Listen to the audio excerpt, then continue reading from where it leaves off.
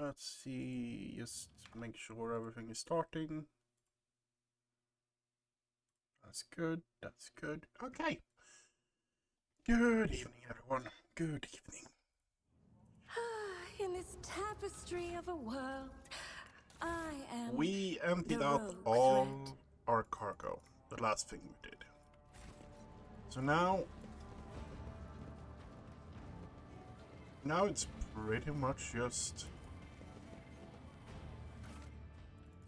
leave it and actually grind some more.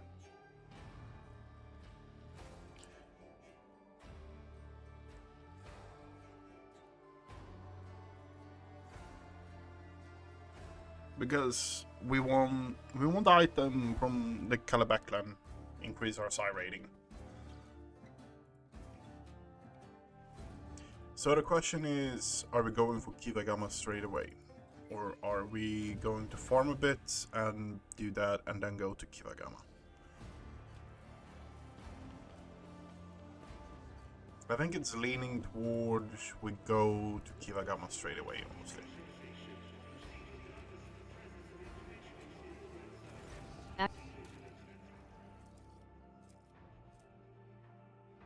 Would have been good if we actually had that, but we don't. So, yep.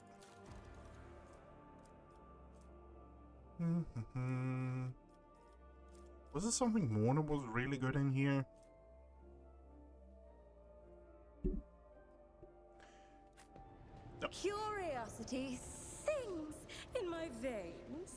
We are setting off again, and yeah, going at it pretty much.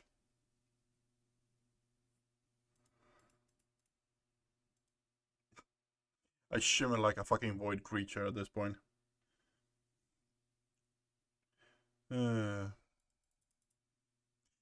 No, today is probably going to be a really, I don't know. I think we're leaning towards getting Kivagama up and running, or deal with Kivagama and then everything else after that, honestly. There are colonies that require my aid.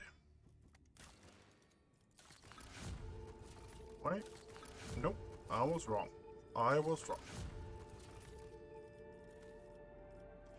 Garrus Backland, 29,000. How much are we up to? 3,000 there.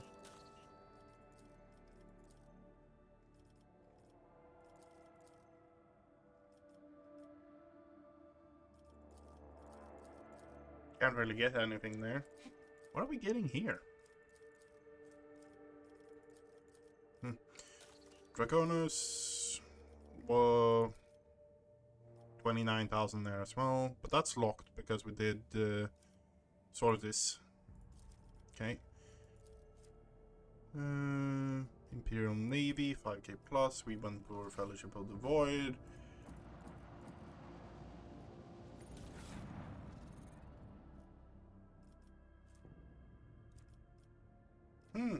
We actually put that on. Should we actually... Do we have anything else that is interesting we can put on?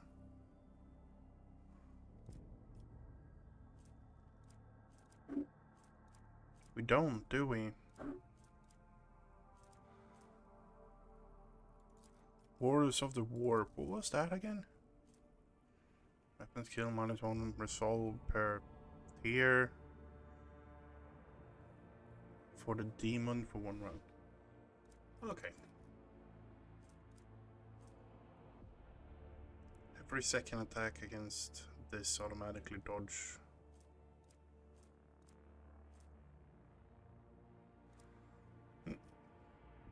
We're not good in the stat department because we are built for pretty much combat and awareness currently.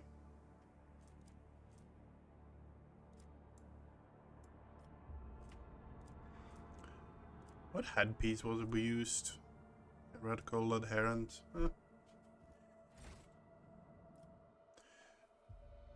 So we're setting up another route. I think we're setting up another route.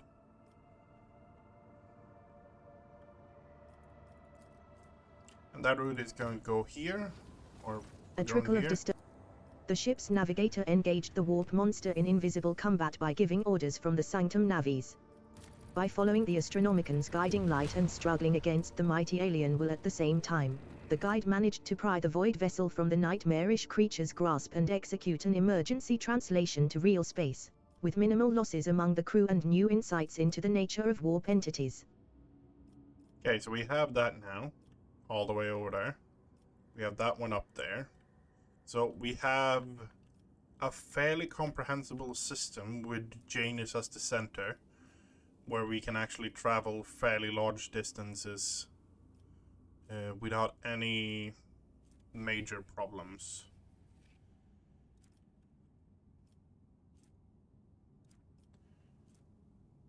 Governor's Camp. Okay, we're doing this. Drag. Okay, we're warp traveling over here. That's probably going An to... auxiliary. As soon as the voidsman started Okay. welding the chamber shut, a heartbreaking cry rang out and green shoots burst out of the gap. Ship's enforcers notified officers about a strange insect-like... And we're doing the Aldari stuff first. Why? Because why not?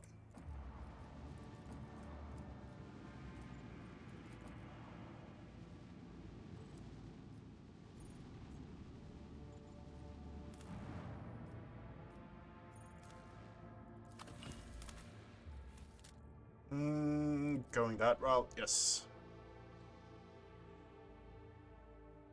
All psychers have two types of psychic powers, minor and major. Okay, yeah.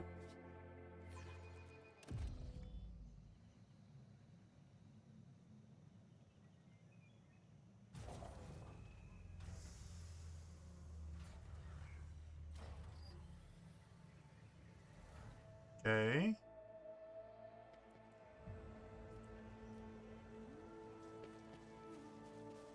One step at a time, Okay. amidst the madness.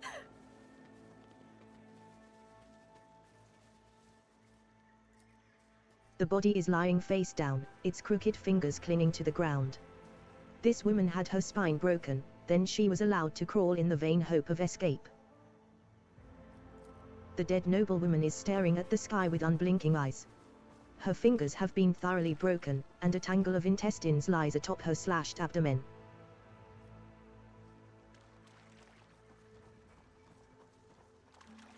What lies beyond? Okay. That's not great. Not great at all, huh? Someone split the man's thorax open and turned his ribs inside out. The corpse is missing its eyes, nose, and lips. Judging by the maimed mouth, the teeth and tongue were also torn out before death. That is, interesting.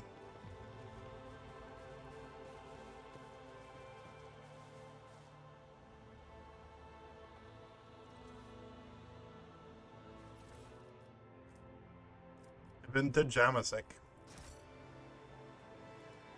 There will be no peace in The face my and hands are twisted in a paroxysm of death throes. The victim's last moments were full of torment. Intriguing. My pleasure. What is that? Holy relics? Yeah. I won't say no to holy relics.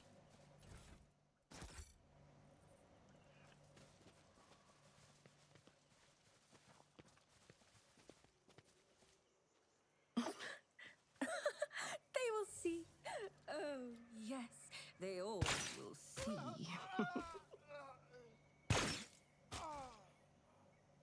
Okay. At last. You took your time coming to meet me, monkey. The Xenos in ornate black armor turns his head to you. His thin, pale face is covered in tattoos and blood splatters. After a moment, his thin lips stretch into a crooked, unpleasant smile. At last. You took your time coming to meet me, Monday Key. A couple of seconds pass before you realize that the elucidator is silent. The Xenos is addressing you in Low Gothic. Hold your foul tongue, abomination.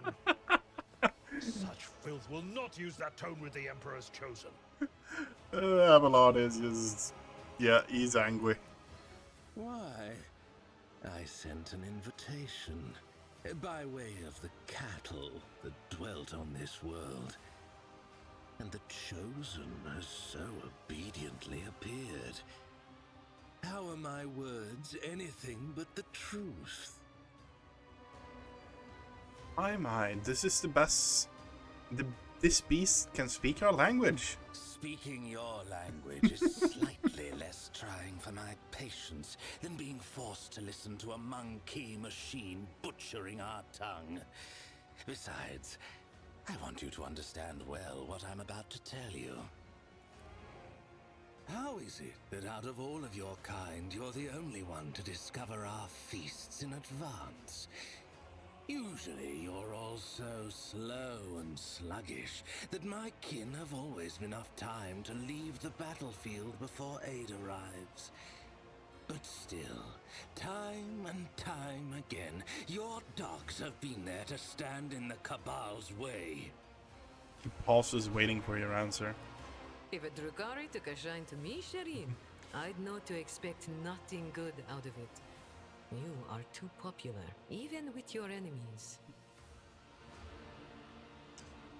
Aggravating, is it not? Having someone best you at your own game. Do not try my patience, monkey.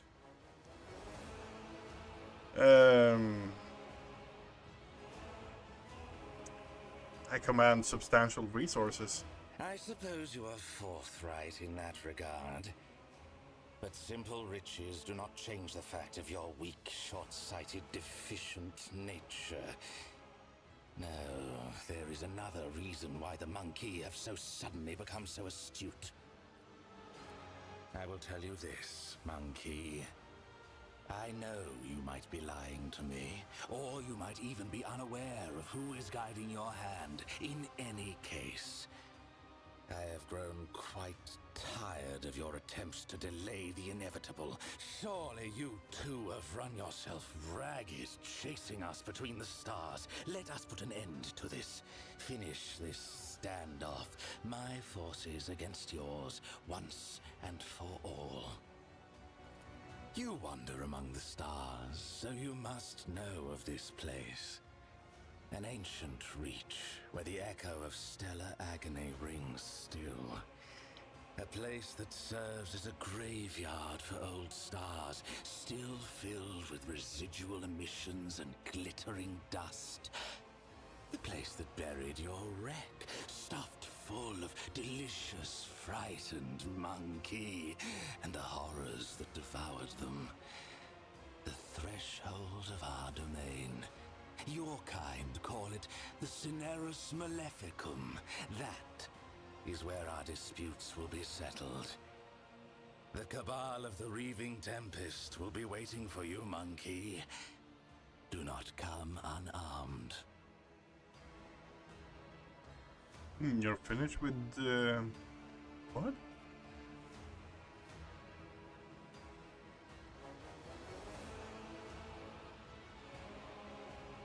Three coercion, succeeded him. Oh, you're finished pontificating? I think I dozed off there for a second. Do you mind repeating the whole thing from the start? The mask of composure vanishes from the Xenos' face, spitting out a florid, vehement tirade. He draws his weapon. Drove Morrison mad at the governor's camp?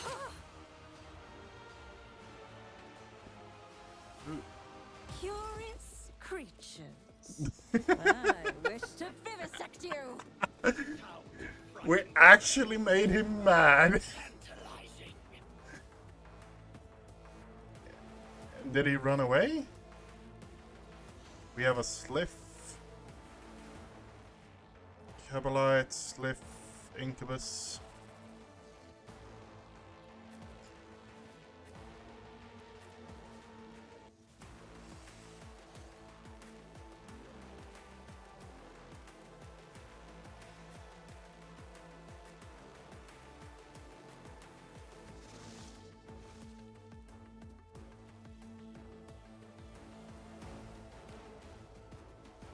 can't help it. I always piss him off. I can't help it. When you can poke fun at a dark Eldar to the point he gets angry, that you know you've done something right.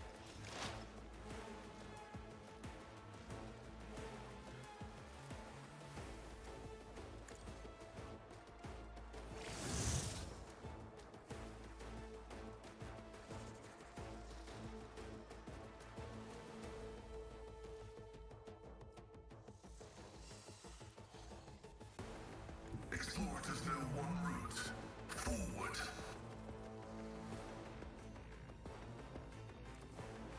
The Omnissiah knows all, comprehends all. Okay. Idea right now, the one we're running with is... Request approved. You with a better plasma rifle is going to be really fucking dangerous, isn't it? Agatha is just going to hose down the people in the back. I'll do it. As the Emperor commands, I act. This is why I was chosen.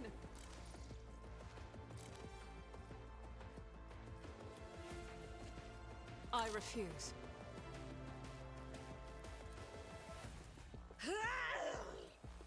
That is not the Emperor's will. I'll do it.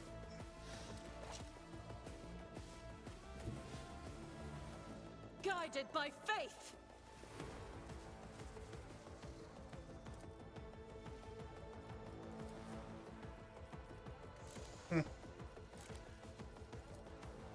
Doubt is for the weak.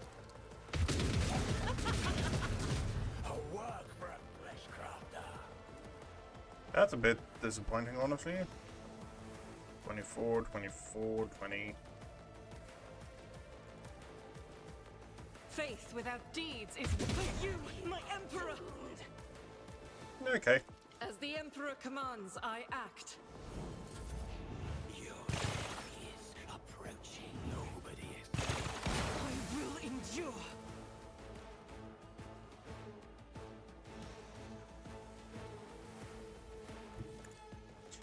We are moving forward. Then we are dashing. As honor ordains.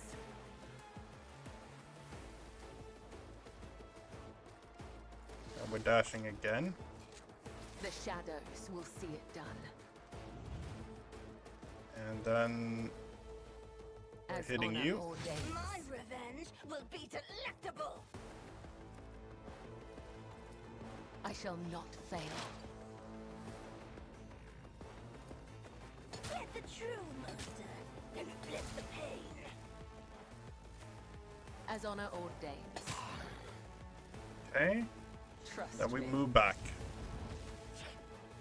And you parried? Okay. I'll make you howl. Cavalry Playmaster. You missed. You missed. Bow to me. My soul hunger beckons.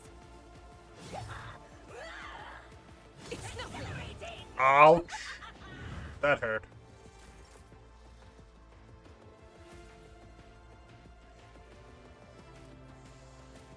I can do that with the right incentive.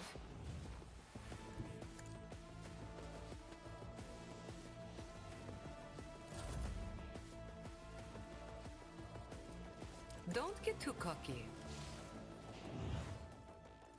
You've got a problem. I've got a prize.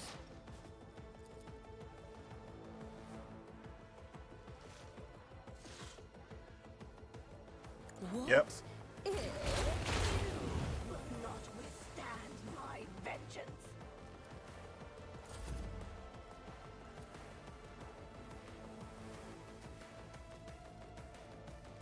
Okay. Can we switch to shotgun? No, we cannot. Okay, fair enough.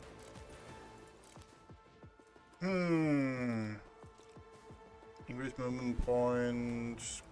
Honestly, just Tell me, and it is done. Okay.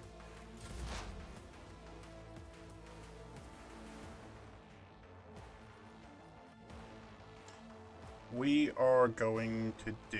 How are we going to do this? Like that? Your last stroke of luck. A genius at work. You call this a strike?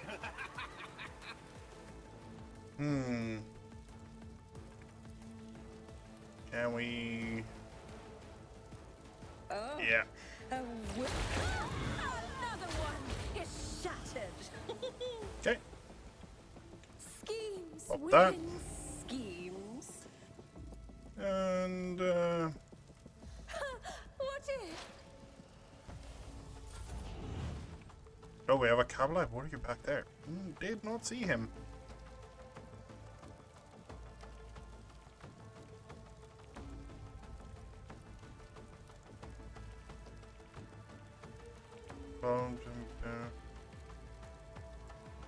Okay. This has to be one of the more annoying things.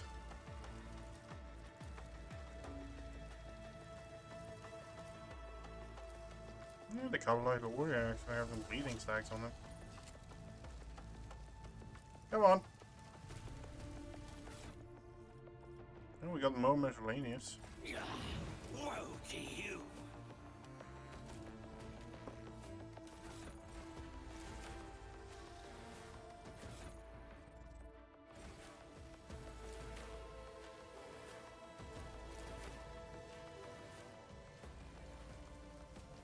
What does he have? Command? This creature grants its ally an extra turn. Okay, that's annoying.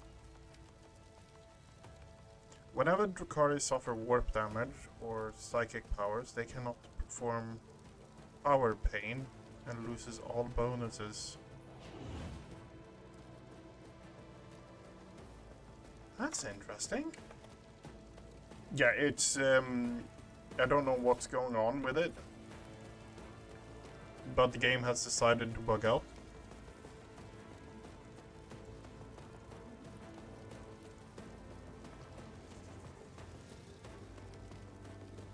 I think we're sending Ablad up here, honestly.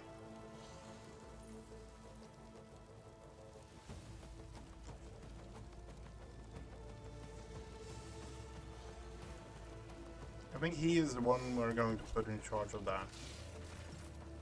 Oh, now these. Okay, so they're bugged. Great.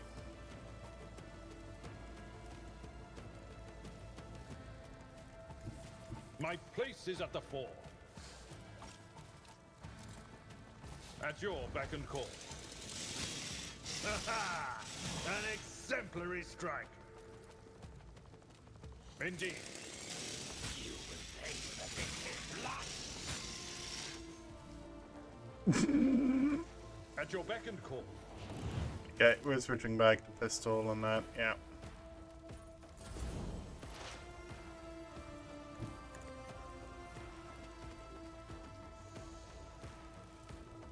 Place a front line there.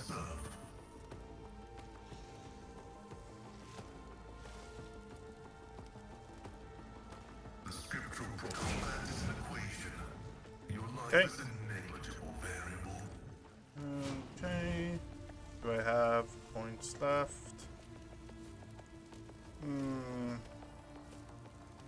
My soul shall become like fire. Oh, he did. Injuries will not slow me. I'll do it. Doubt is for the weak. Strike with a thread. Could have been worse. Come on. Oh, is it every single character that has maximum turn now? Oh, for fuck's sake.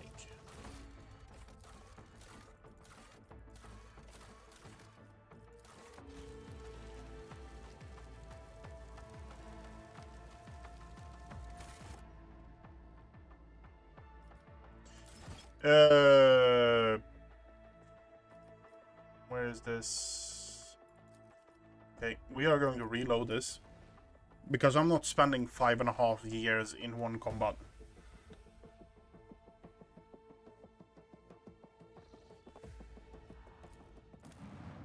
I'm not having that much fun doing that.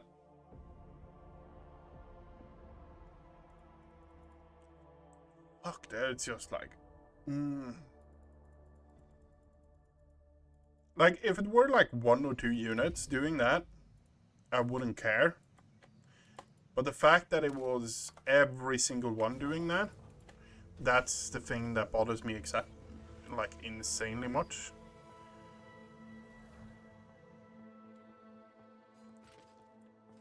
Patience? My nerves are frayed.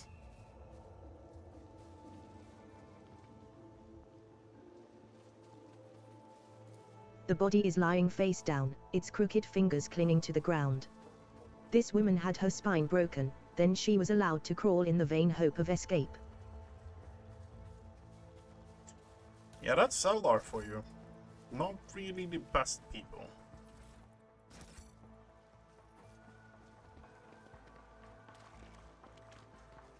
Curiosity sings in my veins.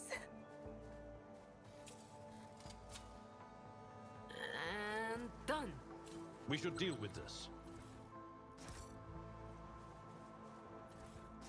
Okay.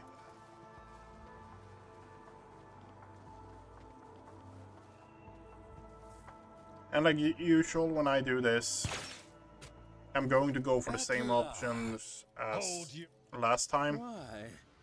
I sent an speaking your...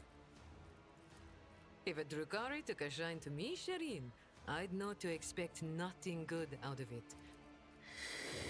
Substantial resources. Yeah. You wander among the stars. Yeah, so I you dozed must know off. of Can you this take it again? place. The mask of composure vanishes from the Xenosa's face. Spitting out a florid, vehement tirade, he draws his weapon. Oh, too bad. I'm still standing. A curious specimen. Do not plead for swift death.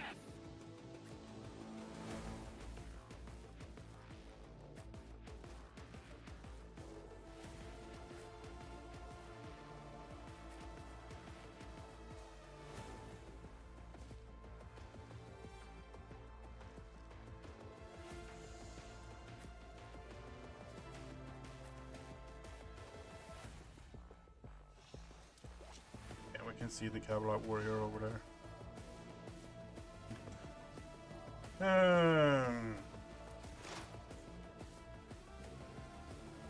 Advancing.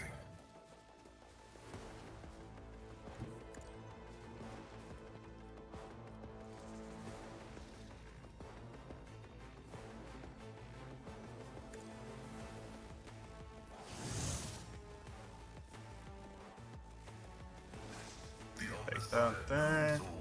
Comprehends all. Okay. And we can hit that. That's one. Yeah.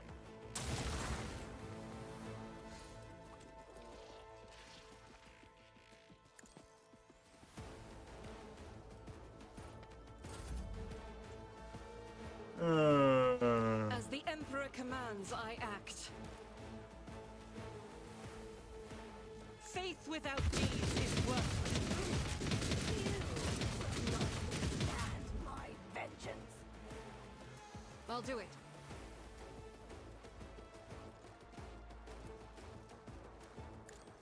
Let the true master inflict the pain.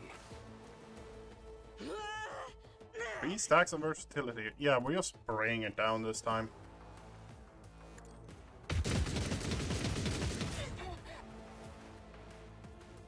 Doubt is for the weak.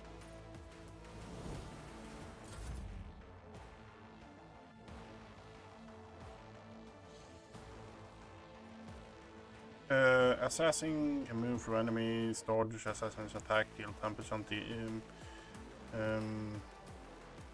additional damage, half cover provides assistance. Elusive.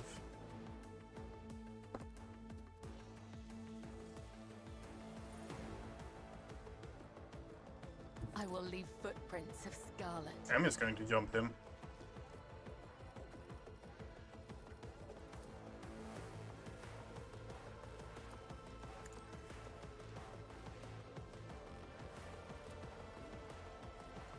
The shadows will see it done. As the tenets demand. Really? Really now? Okay, fair enough. Woe to you! What is that debuff, by the way? That.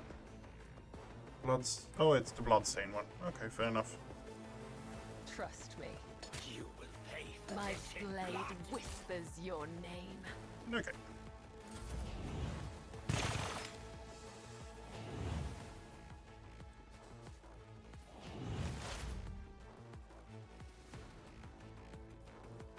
Oh, that's bullshit. That's fucking bullshit.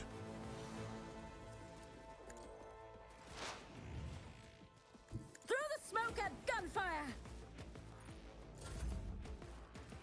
I can do that with the right incentive.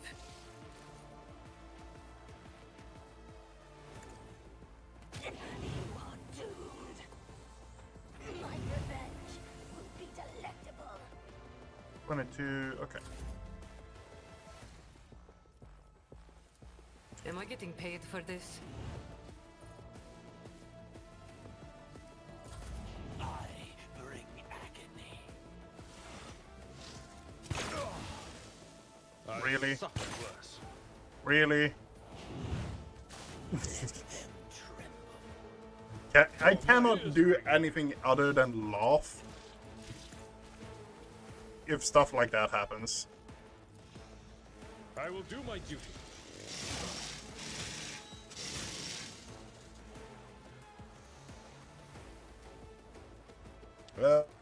Victory is imminent. It will be done. Grey hair, sure hair. No, it interrupted it. Oh, too bad. Your last Just a Let your soul be call heard. this a strike. Oh, pain soothes my soul.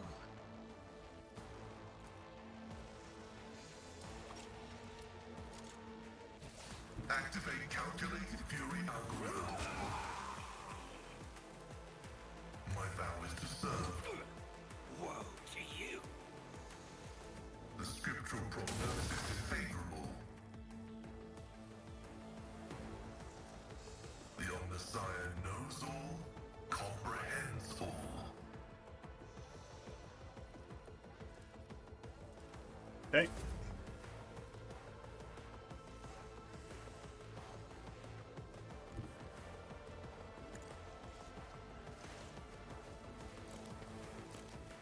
We are switching to the flamethrower.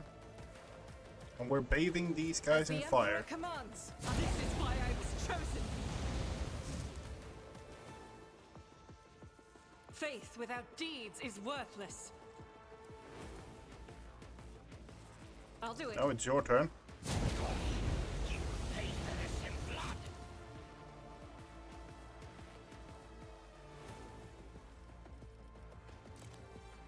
I don't think so.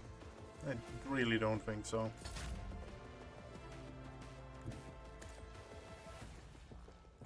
As honor ordains. Come, the other side awaits. Nice. Are you hiding back there? Oh, you're an officer class character. Okay, fair enough. Pain is all. Pain is but an illusion.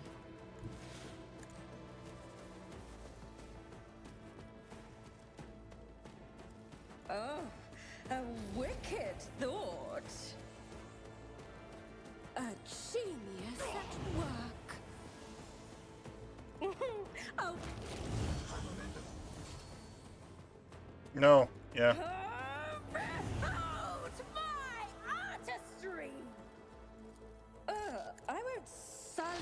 yourself with that. Watch my back.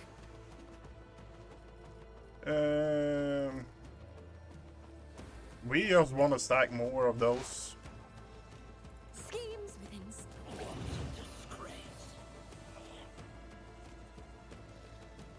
You're dead. You're not dead right now, but you will be.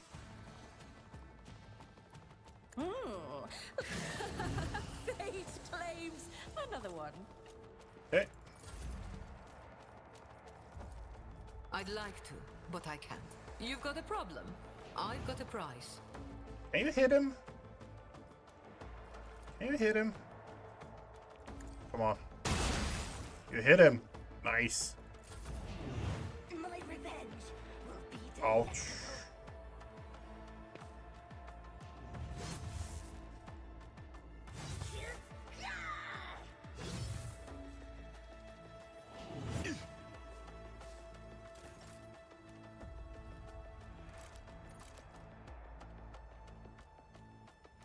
If I go for this one again, can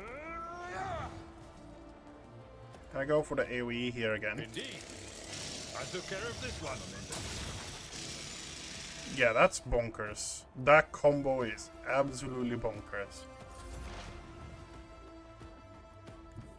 As the tactical imperative dictates.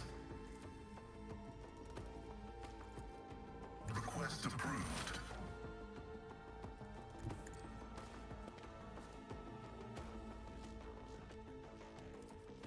I am a savant of destruction.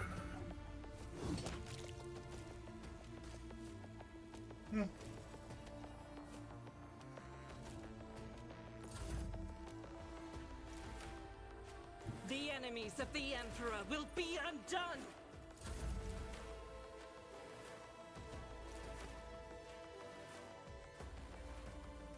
I bring mercy and retribution. I think you were going to go bye-bye, honestly.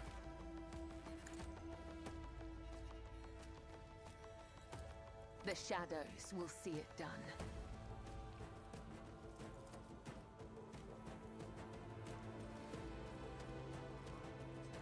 As honor ordains, Okay. I shall not fail. You call this a strike? As honor ordains. As the tenets demand.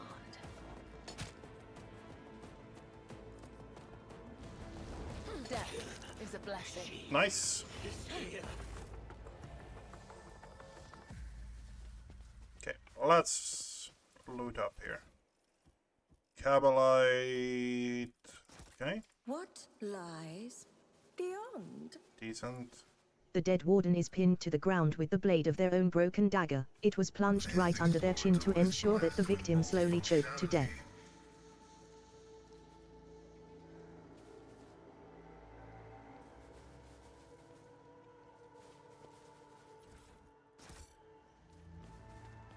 That's an interesting cape.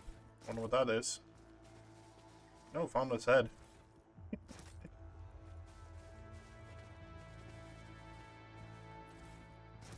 One step at a time, amidst the madness.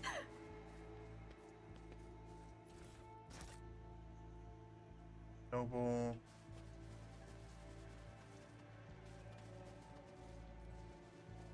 Aristocrat. The governor's body was masterfully disemboweled, his many implants were removed, after which, judging by the amount of blood, the victim lived for a while longer. It looks like this warden died before he could even raise his weapon.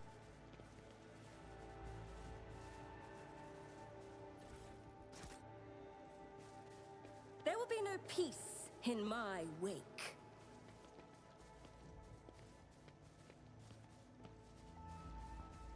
I am your shadow. Follow the threads.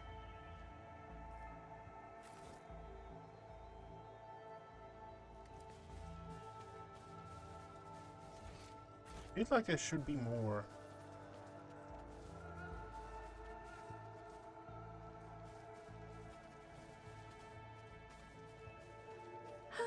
In this tapestry of a world. Oh. I am the rogue threat. Oh, single shots always score critical hits.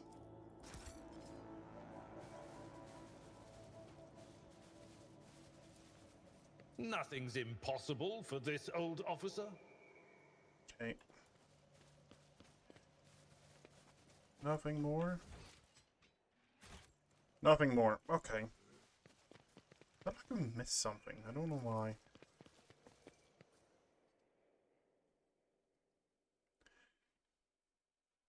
Well, that's that, I guess.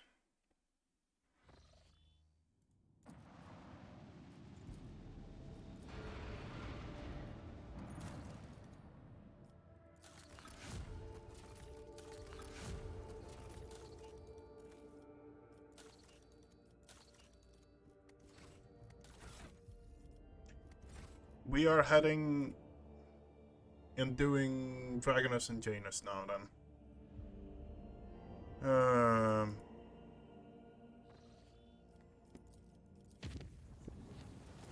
That night, the Lord Captain and some of her crew were awakened by beautiful music. The sound seemed to correct. The Lord Captain and her crew have lost track of how much time they have spent in the warp jump. The vessel itself, the groaning of the bulkheads, the Vox Master's reports. Heed your inner voice. The Lord Captain's insight pierced through the mind-numbing haze. It appeared that the ship's astropaths and the navigator had been sounding the alarm, but their messages had been ignored. Their combined efforts finally broke the time loop and released. Acolytes of the cult Mechanicus have reported a disturbing incident. Okay, yeah. We are just mashing through a lot of the stuff right now. Event, ritual.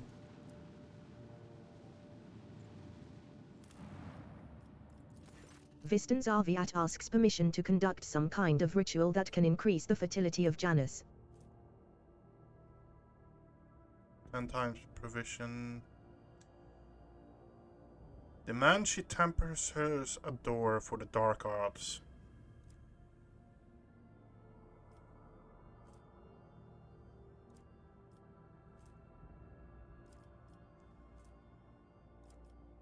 Yep. Despite it being forbidden, Vistanzar's henchmen still attempt the ritual. Twisted by witchcraft, Janus bears even more fruit.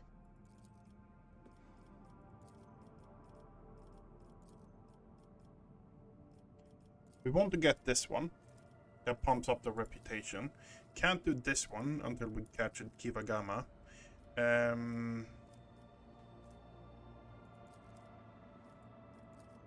Are we going biologic?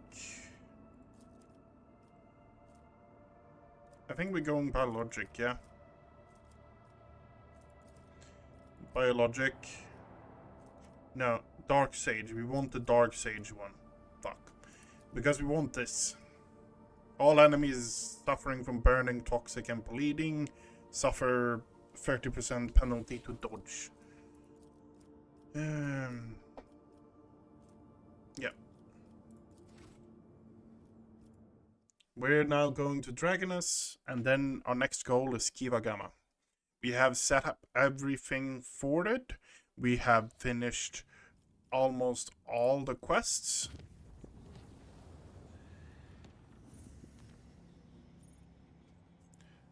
We are being productive. We are being really productive. We finished one of the goals. I don't know how you actually recruit him. Your servants became witnesses of a secret inquisitorial operation, and that is a problem. Hand them over. Security. Complacency. Quietly execute the witnesses. Hand over the witnesses. Yeah, sure. Just... Oh, What the fuck. consequences of your attempt to silence the incident will be is known only to the God Emperor. Wasn't really what I wanted to do. But it's done now. So, can't really do anything about it. Can reload and get one more security. I don't care enough. I don't care. I become a warp creature. I do not care. In the middle of a warp jump, our sensors detected an approaching void ship, similar to ours in size, but of greater tonnage. The unidentified vessel did not respond to our hails and kept Fire its upon the course, unidentified approaching vessels. us at a high speed. The shell hit its target. The unidentified ship held its course for a moment longer, and then it vanished, leaving only flashes of light in its wake. A single projectile is not enough to destroy a ship of that size. What's more, our ship collided with no debris.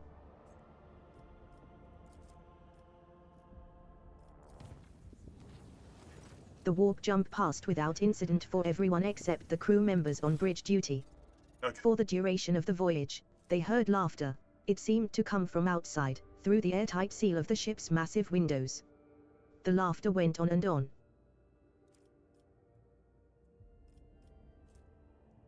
I like how I've become more and more menacing. I am becoming, like, the breach armor is really menacing as well. Does this actually fit? No, not with the color. Oh yeah, I forgot that I made my character really, really dark.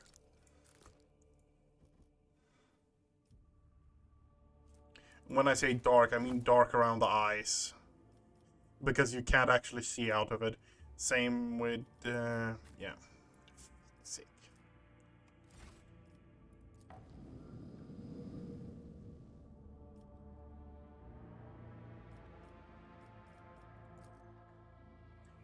One of the things we need to actually do is fix up Henrik. Lord Captain, according to telemetry, we are in the system of Kaiva Gamma, the main industrial world of the von Valancius dynasty. However, our astropaths report that attempts to contact Governor Gaprok have been unsuccessful. But wait. The Vox Master is silent for a few seconds. Lord Captain, a new report.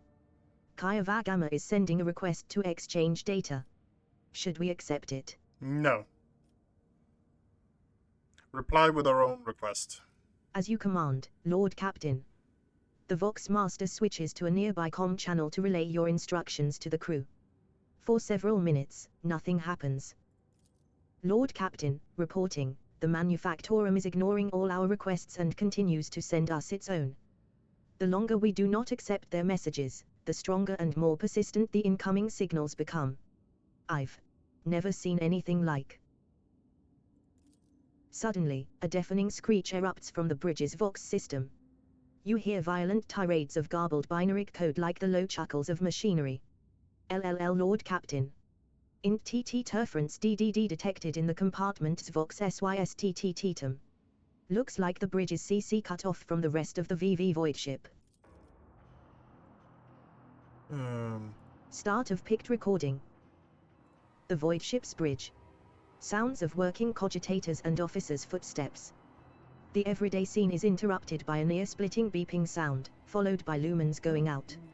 In the dim glow of candles and emergency lights, one of the officers in frame cries out, another falls to her knees, clutching her head. Over the beeping of voxes, shouts can only just be heard, "What's going on?" The doors are locked. We've lost contact with all compartments. One of the bridge officers turns to the throne. Lord Captain, the Vox stations are malfunctioning and overloading the system. None of our outgoing transmissions are getting through. The incoming ones that do make it are distorted beyond interpretation. The Lord Captain gives the order to continue sending orders from the bridge and request status updates from all other departments. The officer salutes and hurries over to the bridge Vox system, to the Vox Master, who is leaning over her station. Moments later, a cry of surprise, "Lord Captain, our transmissions are being distorted as we speak. Depressurize the lower bays, execute adepts of the machine cult, disable the life support systems. If even one command gets out." Stop the transmission at all costs. Tech use test succeeded. The Vox master nods curtly and connects the tangles of cables coming from the back of her head to the main Vox station. Spirit of the ship, I beseech thee, shield us from this peril and allow not the heretical signals to pass. Victis enters one command after another. The station groans, shrieks, and sparks under her fingers, and a shock passes through the wires. Blood drips onto the control panel, and Victis lets out a grinding cry, but does not relent. A few moments later, she crumples. The signals have been blocked. Then she falls unconscious. Scrap code. The voice belongs to the on-deck engineer who has turned to the Lord Captain from his station. We have been attacked with scrap code, a tech heresy designed to corrupt machines. The transmission received from the planet was infected with this taint, and it is now running through the ship's veins. Omnisar preserve us. The Voidborn officer appears before the Lord Captain once more. Whatever it is that's attacking us, we have a backup procedure that can circumvent the Vox barrier. In the atrium leading to the bridge, there is a terminal for an isolated system that might still be unearthed. A loud pop. The pipes over the officer's heads burst, and a blast of hot air flings the Voidborn away from the Lord Captain, his body slamming straight through a cogitator panel. The picked frame spins uncontrollably. The servo skull was jolted by the gust. The picked recorder fobs over, the Vox picking up the crackling of electricity and a death cry. Gas on the bridge. A junior attendant shouts and instantly doubles over, inhaling the poisoned air. The rogue trader gives the order to evacuate immediately. Persuasion test succeeded. The rogue trader personally oversees the evacuation. Bring the plasma cutters. Get the wounded to the exit. The officers repeat her orders. When the servo skull following the rogue trader reaches the doors, they fall to the plasma cutters and crumble outward. The rogue trader is the last to leave the bridge. Kara's test succeeded.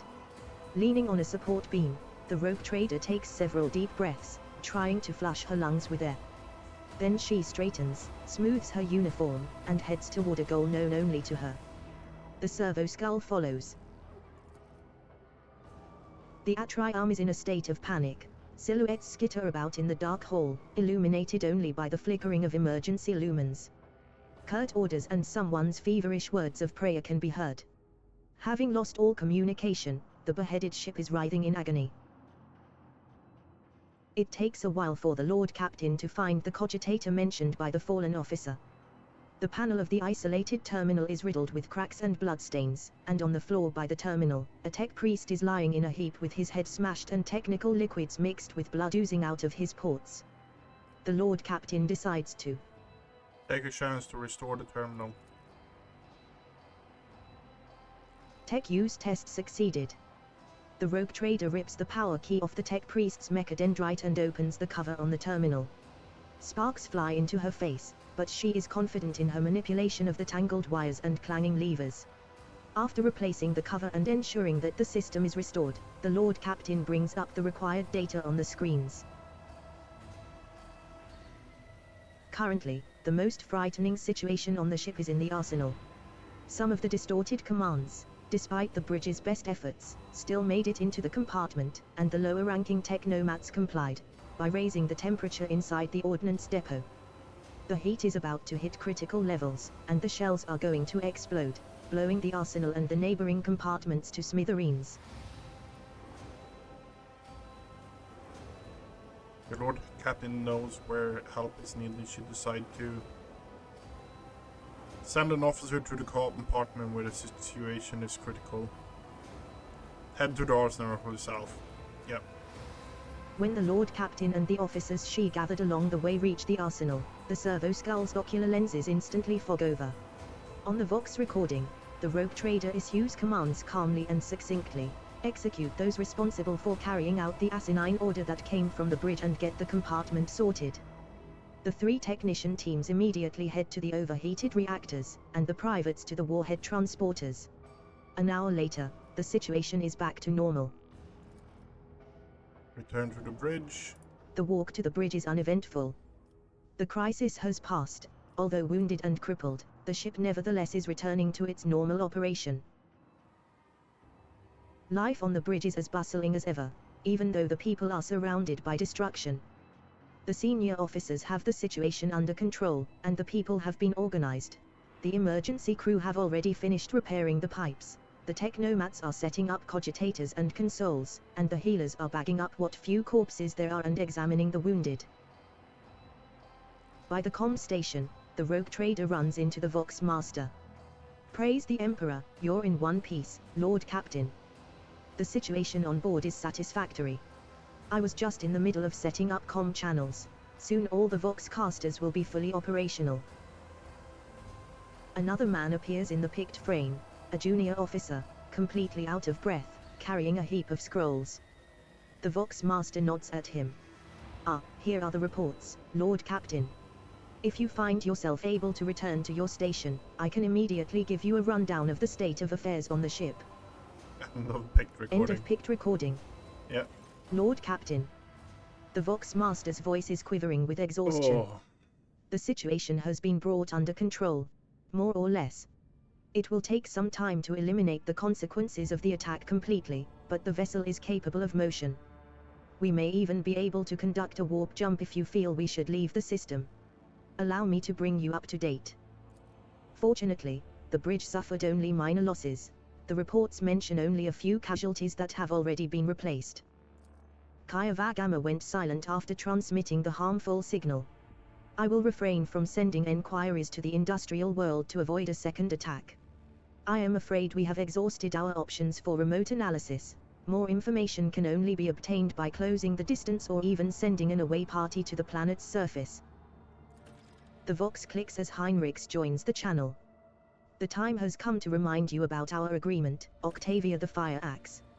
I must be present in your entourage during your expedition to Kayavagama. I am counting on your cooperation. The crew is awaiting further instructions, Lord Captain. Okay, so we have Kayavagama there. We repair. We need to actually put gear and armor on Henrik's.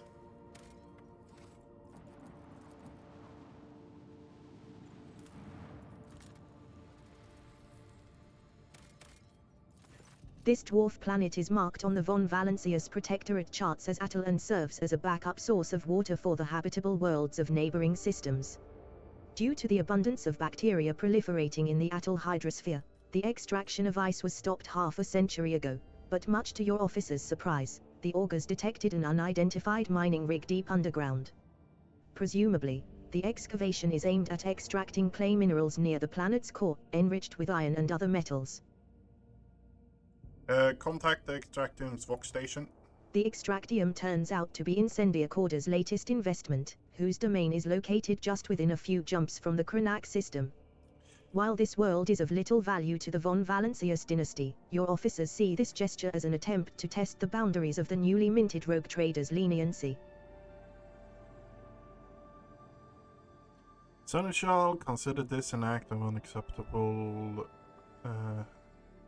This act unacceptable and insist on confiscating and rebasing the Extractium that was illegally set up on the von Valancius territory.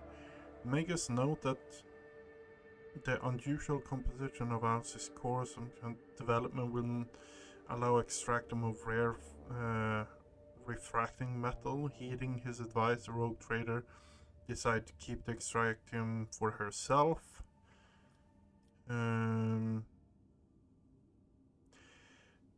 Rogue trader graciously allows Insidia Corda to feed on the crumbs unworthy of the von Valancius. Rogue trader orders to behead everyone on the illegal mining rig and send their heads with their best wishes. Yeah.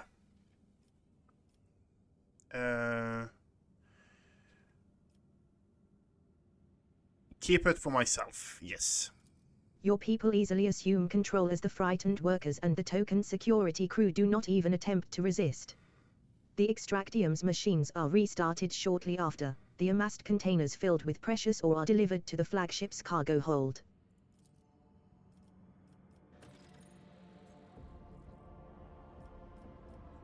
Okay.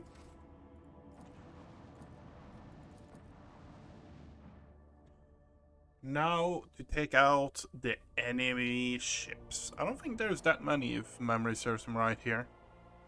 I think it's fairly calm. But we will see. We will see.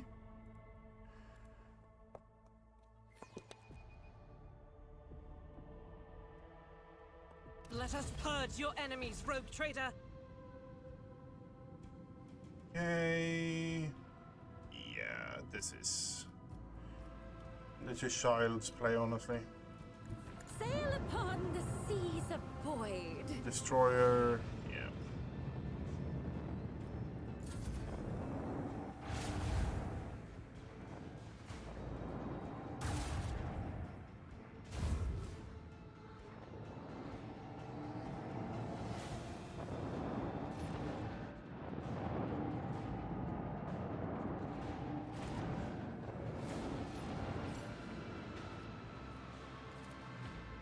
Initiate macro cannon barrage.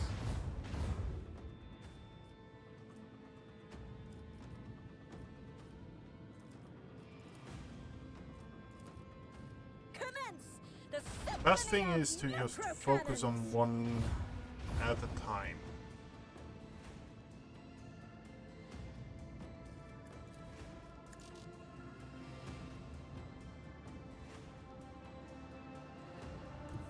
Void Master, if you please.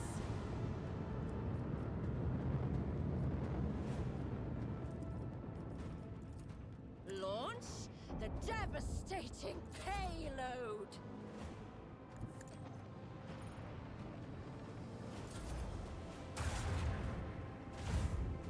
Might have put that one a bit too much in the risk.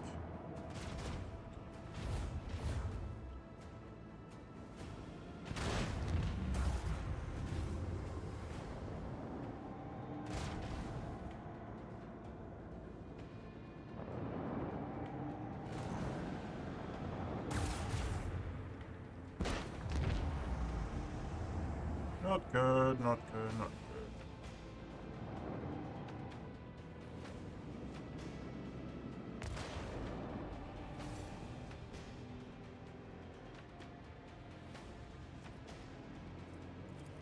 Engage the macro cannons.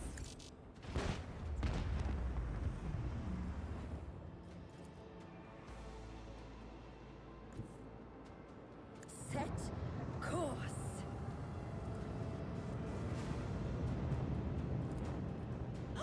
Engage the lance. Initiate macro cannon barrage.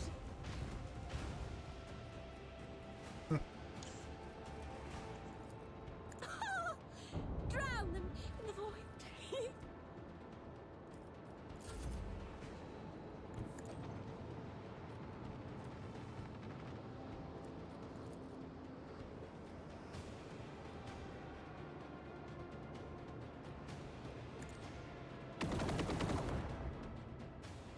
Okay, it's one down.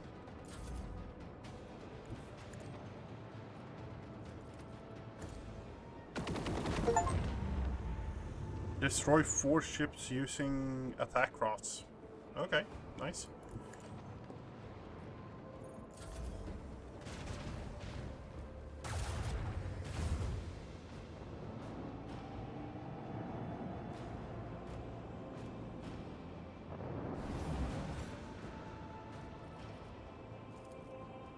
Goodbye, my Engage the macro friend. cannons. Goodbye. The destination is known.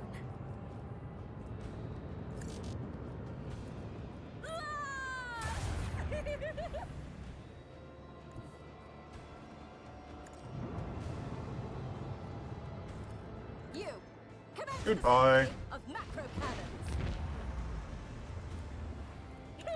Initiate macro cannon barrage.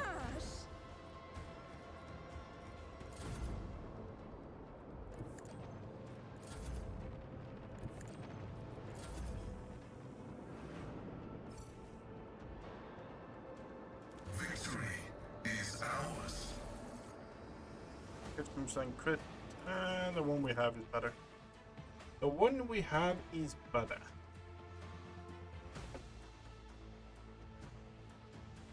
Okay, let's have a look at our friend.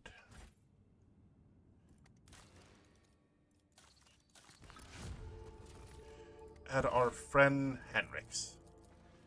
Henrix is following with us on the next mission. So let's see what we can throw together gear-wise for him. So we can upgrade his force sword. We have a better force sword. Yep. So that is one upgrade. Psi staff's level plus psi rating damage. Okay. Pistol. What do we have for you that could be a better pistol? Or are we you know what? How much is the difference? It's a fair bit of difference there, yeah. That might not be worth it. But I think going for a parry sword on your secondary weapon would be good. Right? ETC. Does this already have parry built into it? 5 extra parry? I don't know.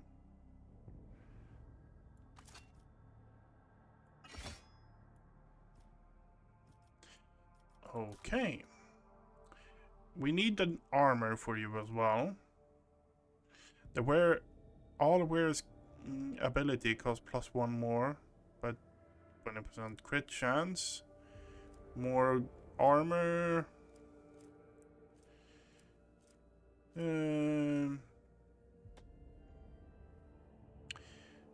Dodge. 3% dodge if the wearer's willpower is more than 40. Yep. Now we need to get you an armor.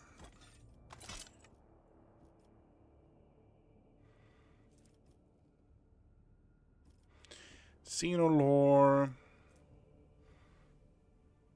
Less than 35 intelligence. You have less than 35 intelligence. You're getting... Honestly, it's really rough to get... we could go that. That would be a good overall as well. Toughness.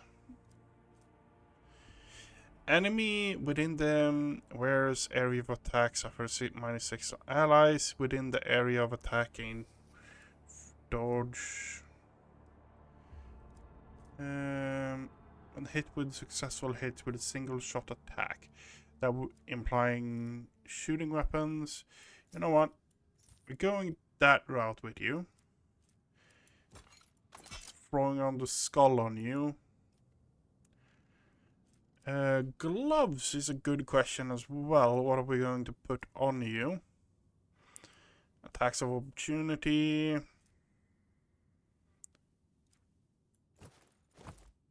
That's a fair point.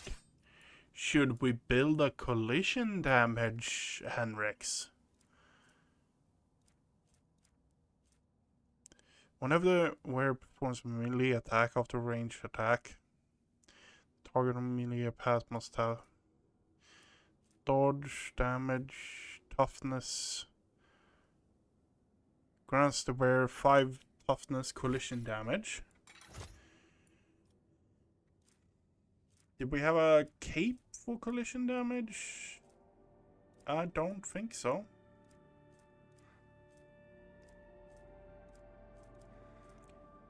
Embroidered cloak. That's the one we got from the Eldari, I think.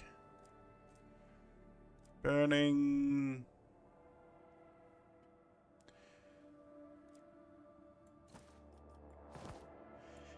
Perception. What is it? It actually gives.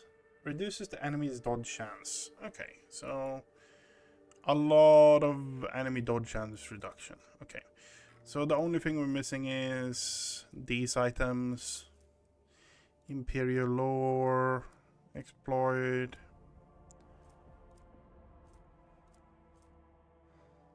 Commerce and Imperium lore.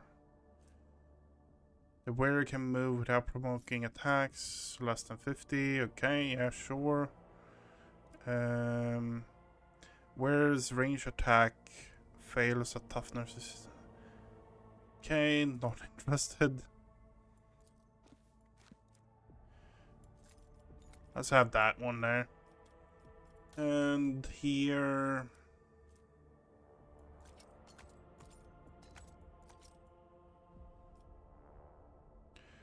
That should be fairly good setup for you. Okay.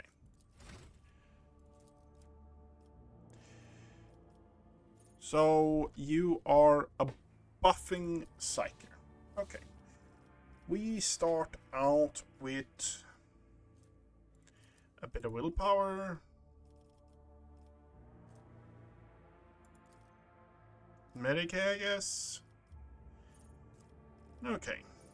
Here, whenever the attacks an enemy, the warrior's next melee attack against the enemy deal okay in range. Easy warrior's critical damage increased against enemies not armed with melee weapons. That's field medic allows warrior to use medkit without Medicae skill. Hardened scars. Damage reflect increase while the warrior is next turn. Open engagement. Destined. Hymn of Hatred. Psalm of Heroes. The Psyker is psi rating until the end of combat. Every time an ally uses... That is just a solid one. That is a solid one.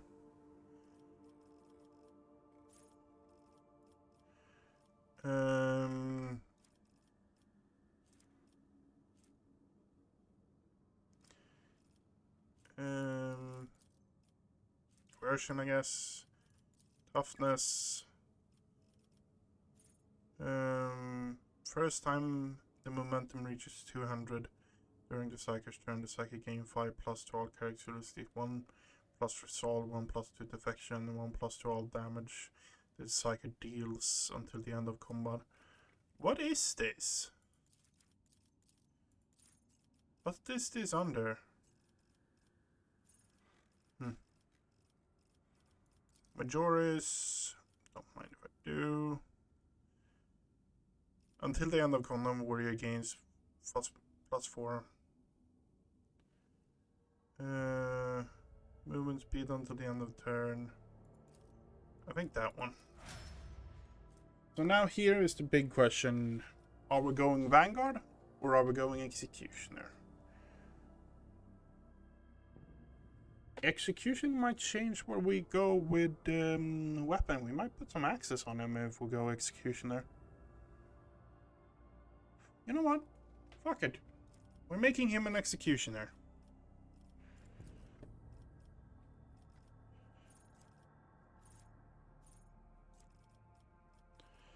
Enfeeble until the end. Until the end of combat, all targets in the area suffer penalty.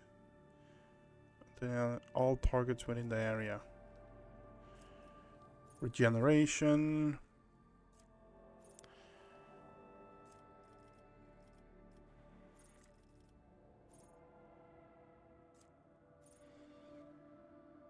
Soul Purge. Oh, it's Santic. Okay, so he already has that one as well.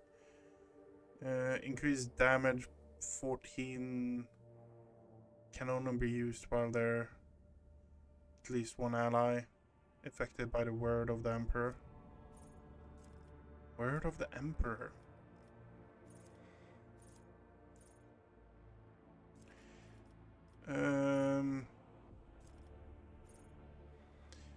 All allies affected by the word of the Emperor are healed.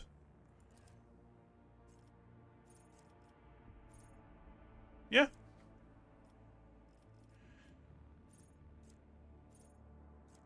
I think we're going that one.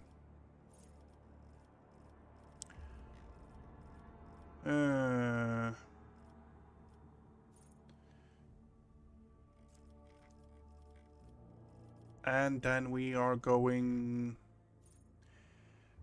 suffer damage over time.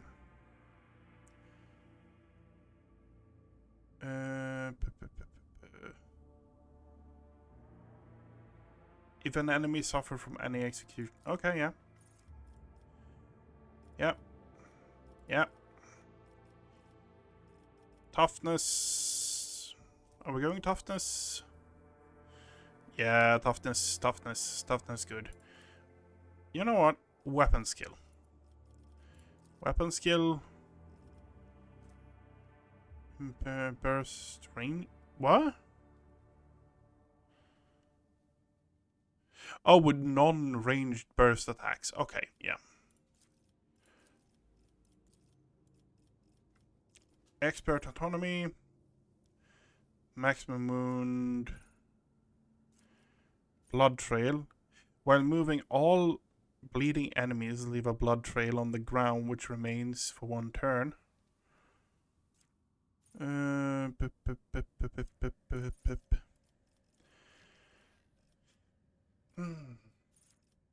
Enfeeble. Warp speed. Immediately gain twice the number of normal AP and AP. And 2 AP. Okay, yeah.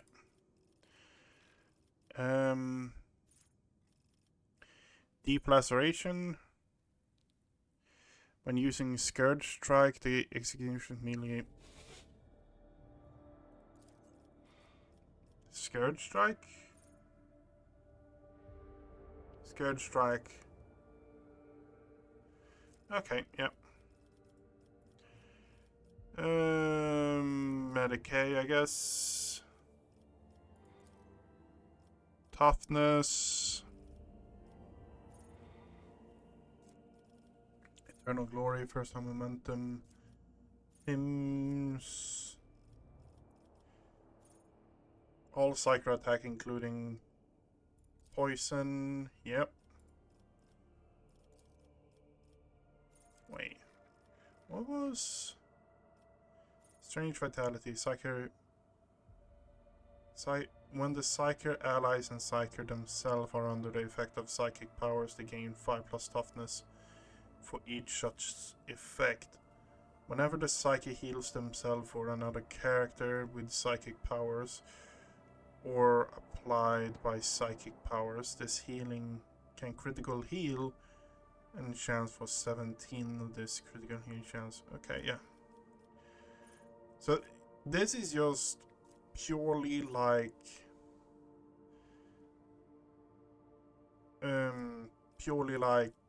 just improving stuff. Okay, damage over time, toxin,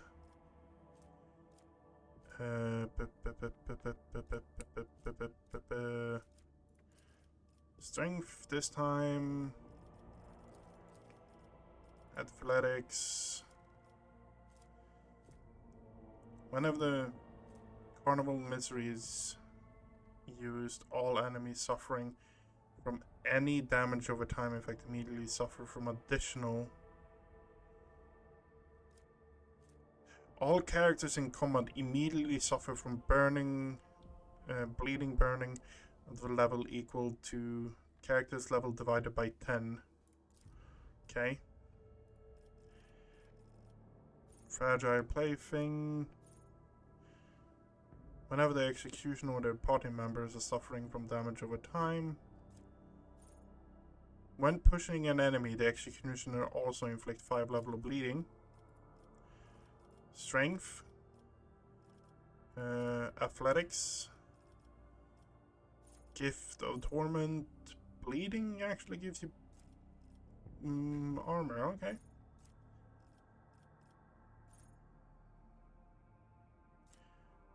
Soul Purge. Reach, increase hatred, critical score. Critical scores by anyone in the Psyker's line of sight increase the Psykers themselves, increase. critical damage by 1% until the end of combat. Psyker's critical hit chance is increased. Okay. Autonomy. Sickening pain. Instance of damage over time. Executioner. Executioner deal 5% more damage to target for each type. Yep. Strength.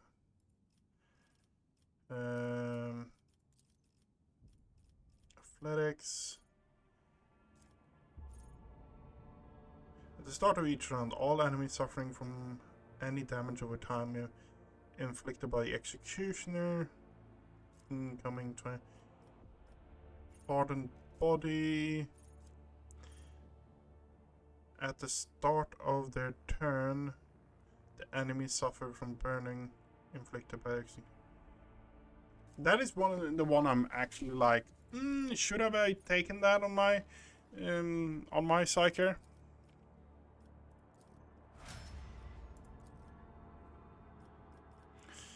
Okay.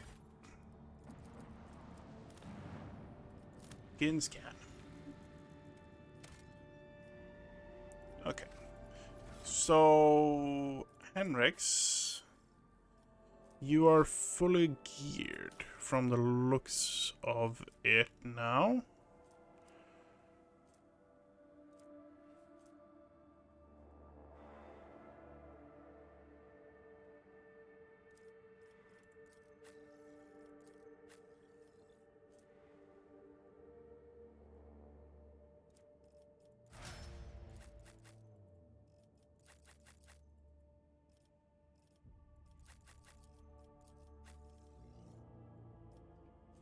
Why don't you have a secondary item equipped? Oh, it's because there is nothing actually good for you, isn't there? You know what? Let's put that on you.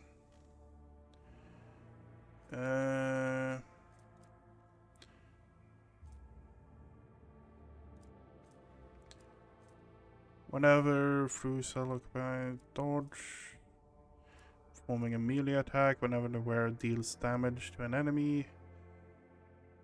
Okay. Yep.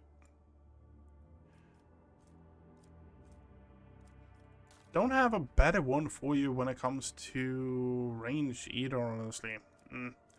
It's a bit annoying, but yeah. You don't have...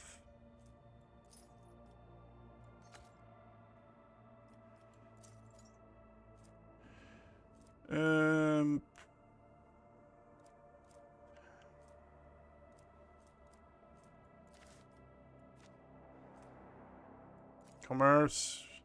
I only have commerce and stuff like that. You know what? That goes on you. That's probably going to help you a bit. And we are going...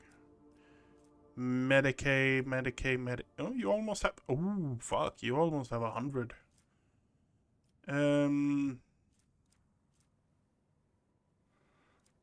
Dogmatic. Single hit shows slows enemies. Yeah, sure.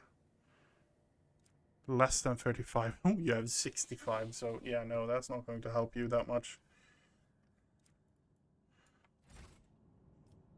The person we looked at was Abelard. Abelard. No, Henrix. If worn by a psychic grants immunities to warp, the wearer ignores the first critical hit damage. Okay, fair enough. My thought was this.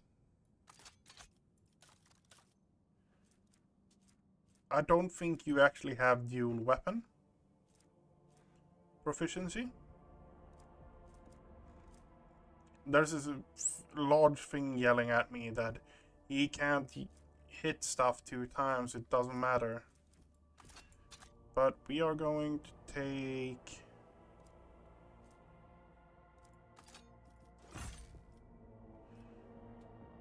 that, because that actually helps us with that. And we are going to take... Where are you? I don't have a good one-handed axe other than... To be fair, I don't think my one-handed axe is good anymore either. Which sucks, but yeah.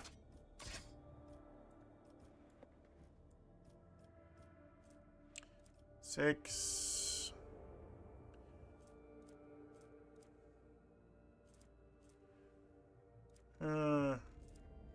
Yep. I guess this is the setup we're going with. Pushback is always good to have. Okay.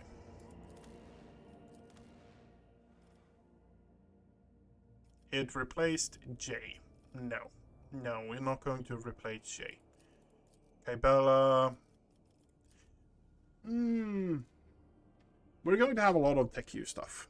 We want J in the party just for conversation stuff. Kybella, I think we're going to bench Kybella this time. Yeah, we're benching Kybella. One simple reason. Kybella is another melee character. Now we have two. We're not switching out Abelard. Fuck no. Abelard is too OP. Henrix is going to not do as... I don't know if he's going to do as much as Kybella. He is needed for the story. Otherwise, I would have left him. Pascal is just fun because it's a Mechanicus world. He's going to have conversation options.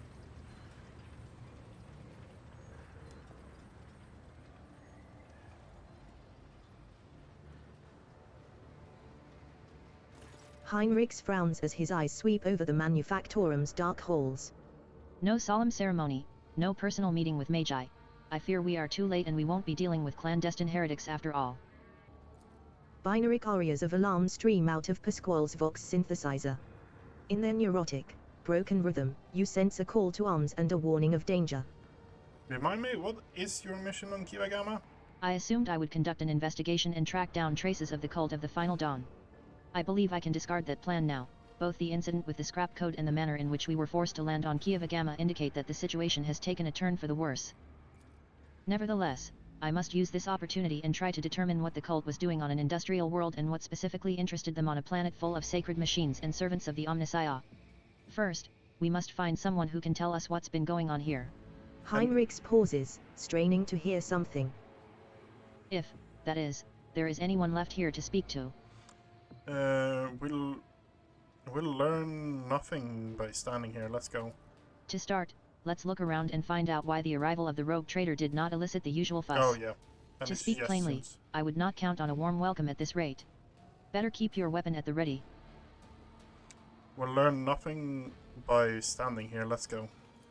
The interrogator nods, continuing to stare into the surrounding gloom.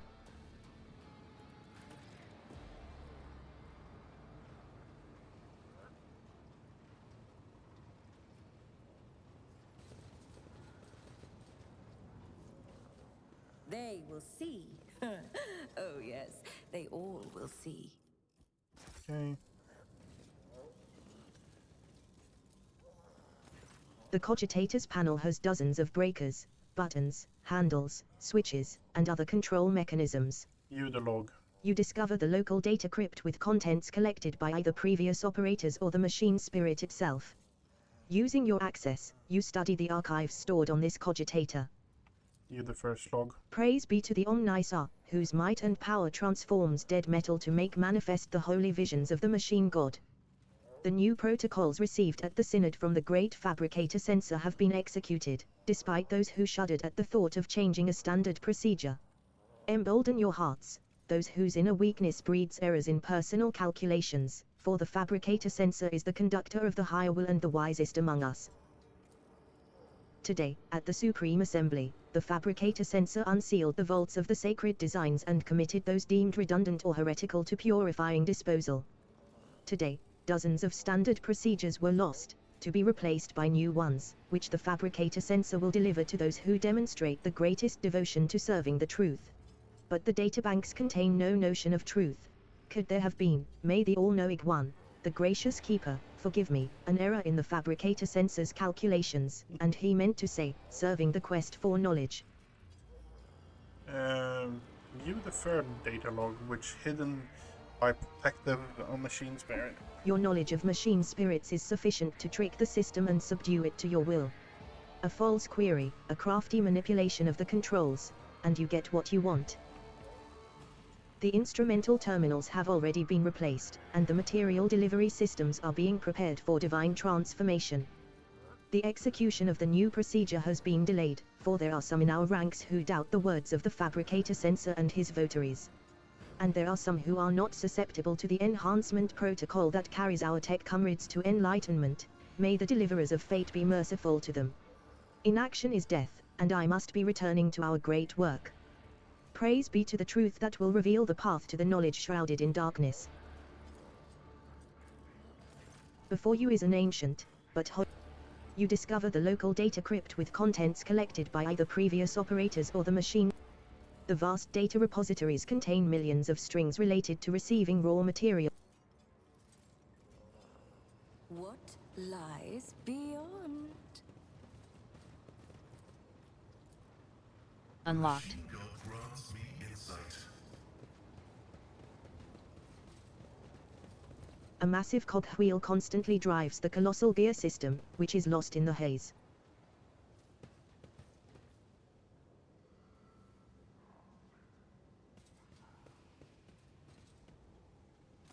The lumps protruding under the tech priest's bedraggled red robe hint at the mechanisms implanted in his body.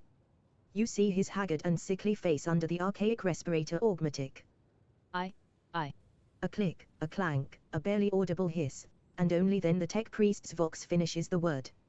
Identification. Request denied.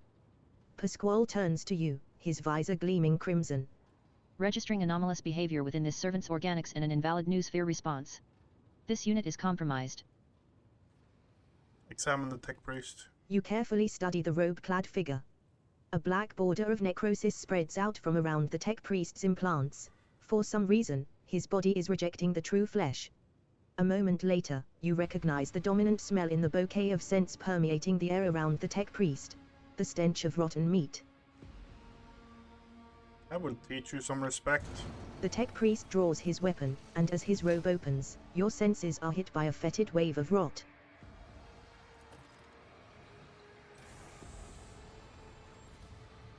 Oh, what an amusing attempt at defiance! Show them no mercy.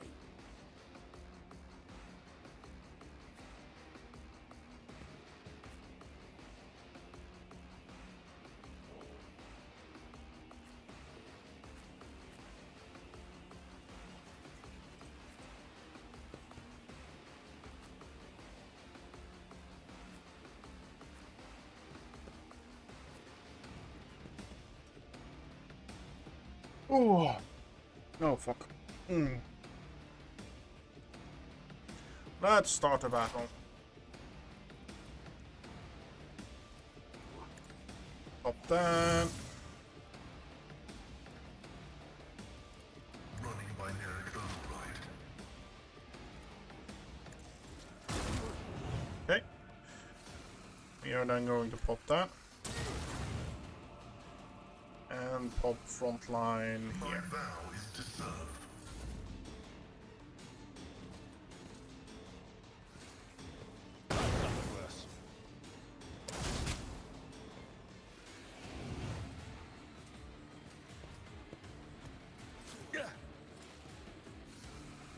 Volatile. Pain and duty go hand in hand.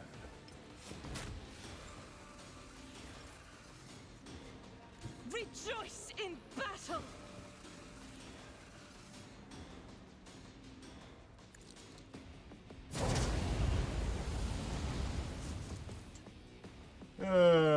Yeah.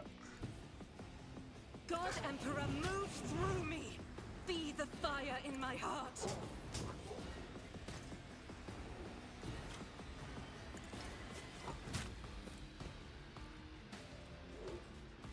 I will not! Okay. As the Emperor commands, I act. What is... Doubt is for the weak. Yeah, I think we might have been a bit overpowered doing this. Just a bit, though.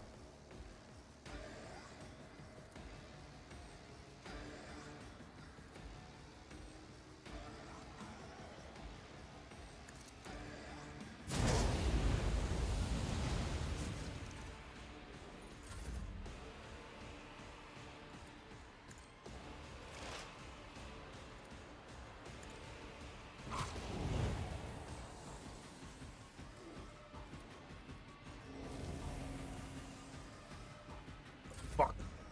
Mistakes were made. Tell me, and it is done.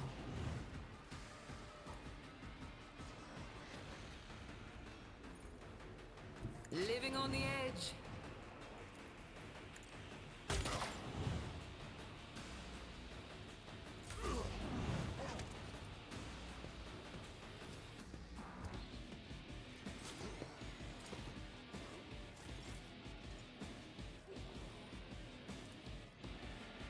For the throne's glory. What is that? Word of the Emperor. Oh yeah, that's the thing. Okay, fair enough.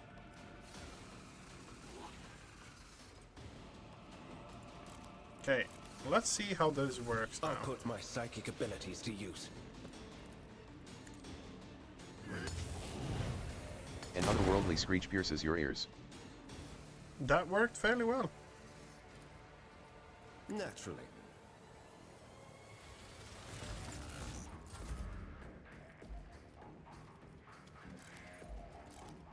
I will do my duty. Victory is imminent. Really, you parried it? At your beck and call.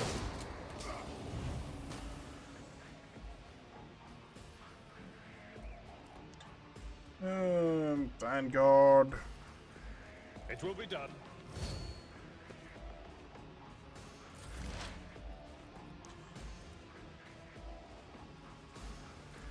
Okay, we're doing that. Burn.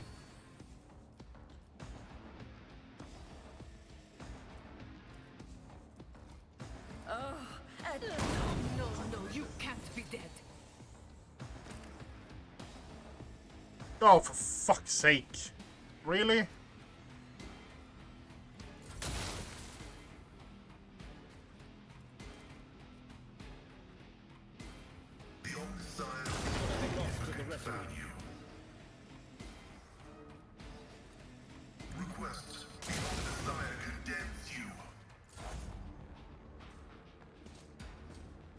Channel my pain into anger. I know what I'm doing, usually. I can do that with the right incentive.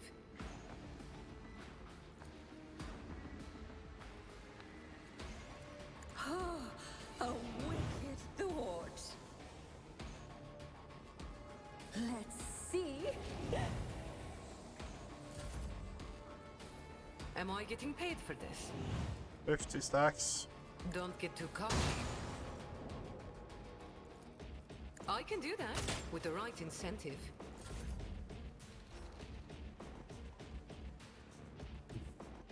The Emperor is on our side.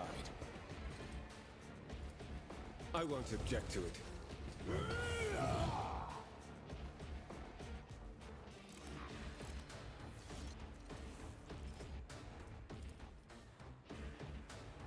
Really?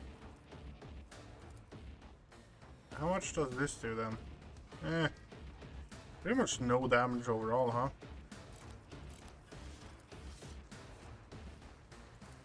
Let's see to it.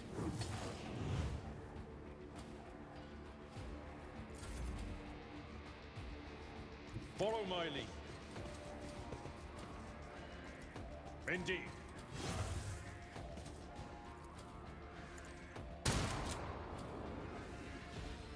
Victory is imminent. Schemes within schemes.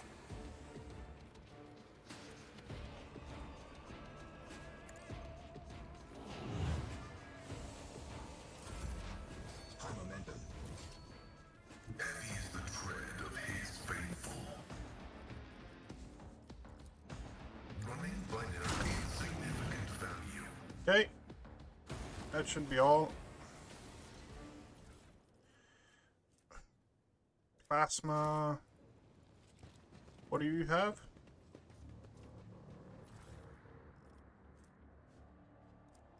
Okay. Let's. Yeah, I have better. One step at a time, amidst the madness.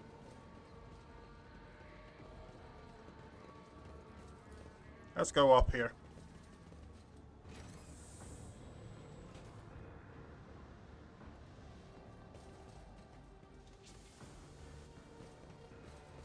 A tantalizing anomaly.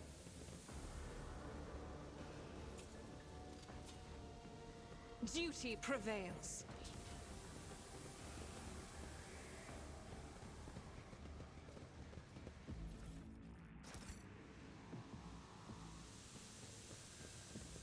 Blood mixed with machine oil is barely visible on the dark floor. Just a minor setback. Oh, cool. Flesh is weak, yet iron knows no pain. My faith. Look at this mark. Curiosity Someone was dragged. unveils No, itself someone before walked me. in our direction very recently. But we didn't see anyone. Never doubt me.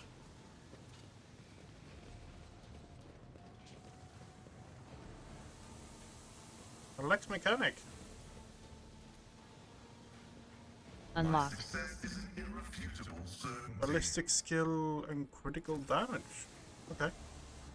A small, heavily augmented man in a filthy, tattered robe stands before you. As you approach, he hesitantly looks up at you, his eyes filled with horror. A portable inscriber with a keyboard hangs from straps at his front, and you can see his detached cerebral cogitator peeking out from under his hood.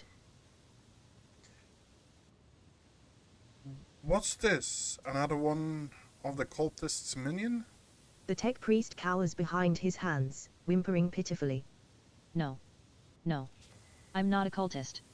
They tried to corrupt my mind with their heresy, but I ran. I am Manufactorum Lex Mechanic Zeta 86. I performed the rituals for the machine spirits of Foundry 95, up until we started going mad.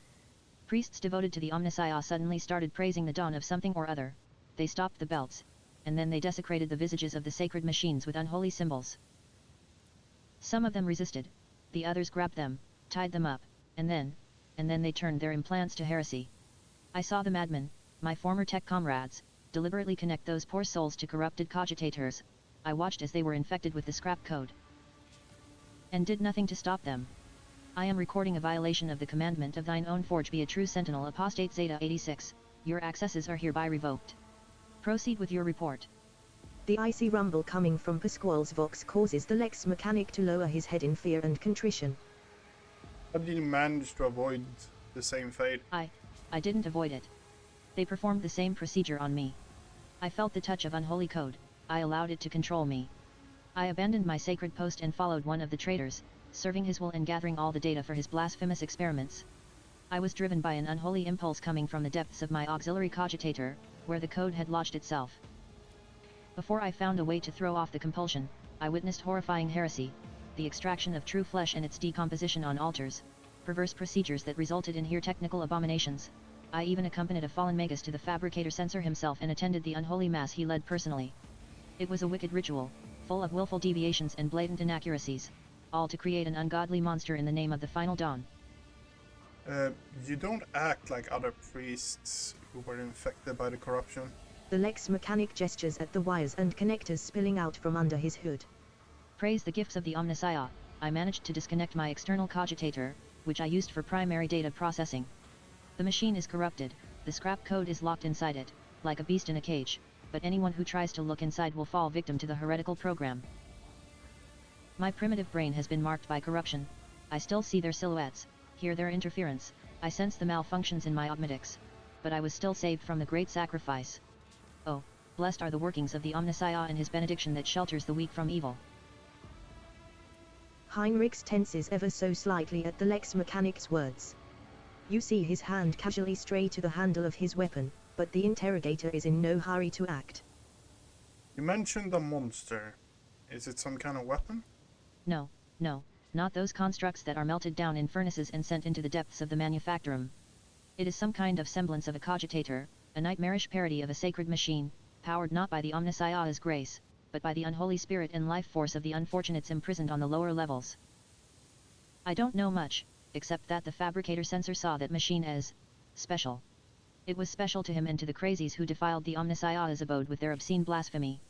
For the final ritual, he even called upon one of the Astartes heretics who arrived at the manufactorum after the start of the uprisings. He did something. Something terrible. And only after that were they able to switch the machine on. It is a true abomination. Even standing near it is unbearable. I believe that even those who have been deprived of the Omnissiah's grace still feel its influence on them, its monstrous power utilized for unholy computations and chaotic calculations. Whatever that cogitator might spew out at the end of its cycle, no righteous soul should accept its heinous offering. How did your crazed comrades behave? Like the grace of the Omnissiah had left them entirely, replacing free thought and progress with blackest corruption. I witnessed them desecrating structures blessed by the fabricator censor himself, though what do the blessings of that rotten traitor count for now? Like men possessed, they set upon the sacred instruments and assembled shells and nodes that didn't match any diagram or blueprint I'd ever seen. Sacrilege. You mentioned someone imprisoned on the lower levels? The lay servants of the main units, they live in isolated segments under the sacred machine halls. I heard they were locked in there after the takeover. Then my crazed brethren changed the system for disposing of slag waste, and covered the machines in cursed symbols. The Lex mechanic hesitates. After they started the cogitator, they dragged the survivors out of the segments under the machine halls. Well, what the survivors had turned into. You demonstrate exceptional powers of observation and recall for someone who just happened to survive. I'm a Lex mechanic. Gathering data is the purpose of my existence. That's even what they used me for. He trails off, belatedly understanding the subtext to the interrogator's words. They used me against my will. The scrap code turns everyone into their slave. Before I rid myself of the cogitator, I was forced to serve alongside those who perpetrated these atrocities and witness their obscenities. What do you make of it, Henrix? The interrogator tilts his head. Servant of the Omnissiah, I must know more. About the final dawn, the fabricator censor, his mass, and about this machine as well. I could give you the coordinates, but... The Lex mechanic drops his head. Even though I was present for many blasphemies committed by those heretics, all the details that were captured and processed by my true flesh are in the automatic that was corrupted by the scrap code. I am convinced that if I hadn't fought off that foreign compulsion in time, I would have been doomed. The corruption would have spread to my biological cogitator as well. The Lex mechanic taps a finger on the device hanging from his ear on several wires. I swear that no devout tech priest should come into contact with what's hidden in that once sacred device. Heinrich's expression shifts as he stares intently at the disconnected implant and the still intact connectors protruding from under the Lex mechanic's collar. The corner of his mouth twitches involuntarily. Abelard notices the look on Heinrich's face. And once he does, he sighs heavily and looks away. Can the cogitator be disconnected and reconnected to another machine? The Lex mechanic shakes his head in reproach. Even if the very idea of exposing a holy machine to the scrap code wasn't profane in itself, my automatics are not universally compatible, they cannot be connected to another machine spirit. They were created to interact within the system of my true flesh, to innervate my compulsor unit and output data via the inscriber. Once I am safe, I swear that I will immediately perform a cleansing rite and destroy. In other words, there is only one way to extract the data stored in the cogitator. What are you talking about? If we connect the cogitator to the automatics system, the Lex mechanic will serve as a conduit for transmitting the data. We will learn the details, even if they are incomplete, of the things he saw and heard but is now unable to recall. The Lex mechanic, who has been listening to your discussion in puzzlement, finally understands what is going to happen to him, and he begins to back away in fear. No. Anything but that. I'll die. No, it'll be worse than that. I'll succumb to the corruption. I'm begging you. Please. I'd rather be burned as a heretic than have the scrap code in my biological cogitator. At these words, Heinrich pauses for a fraction of a second, almost as if he is reconsidering. In failing to offer any resistance against the enemies of the Omnissiah, Unit Zeta 86 lost the grace of his machine rank and was recategorized as a resource of the manufactorum. The defilement and torment of said resource, if committed to advance the struggle against heresy, will not be deemed an apostasy or malefaction against a living soul. Upon expiry of the unit's utility, disposal is recommended.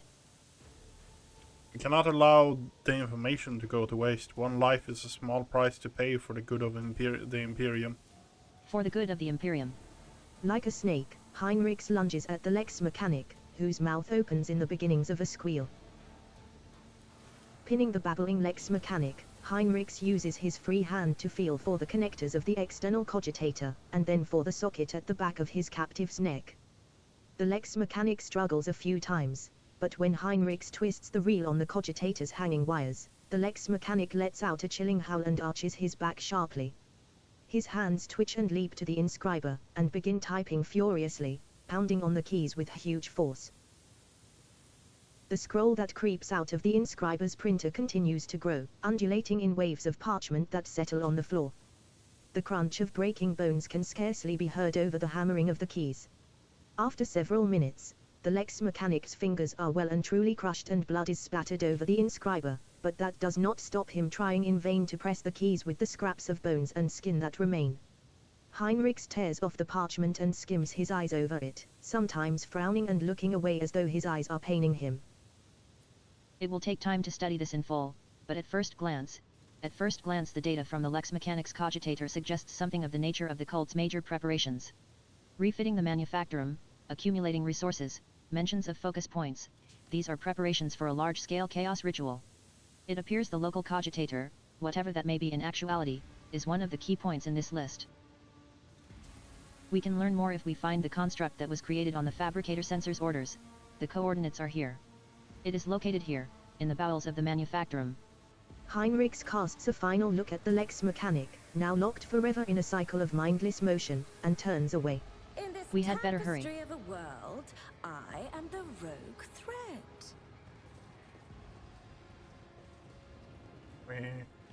No, we can't go that way. Okay, that sucks. Here? An expected result. There's loot. Loot? Goods? Okay. The tome, contemplating revelation, special binary dialect, only a member of the cult Mechanicus. Into inventory. Curiosity sings in my veins.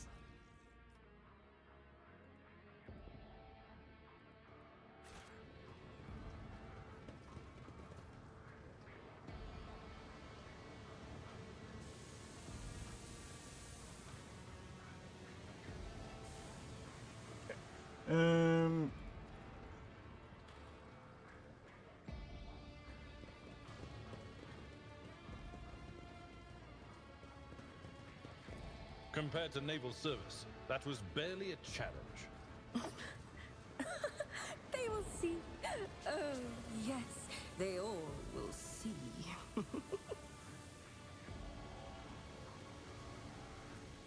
Dark patches can be seen on the floor. They are smudged, as though someone walked through them on the way to the footbridge.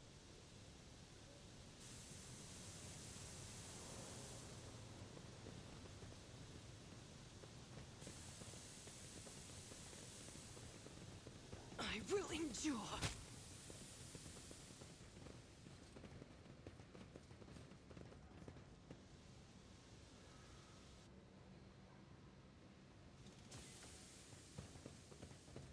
Patience!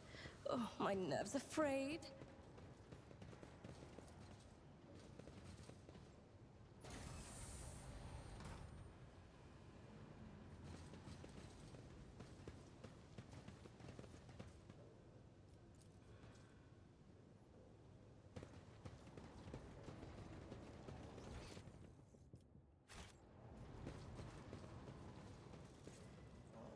Can we get some...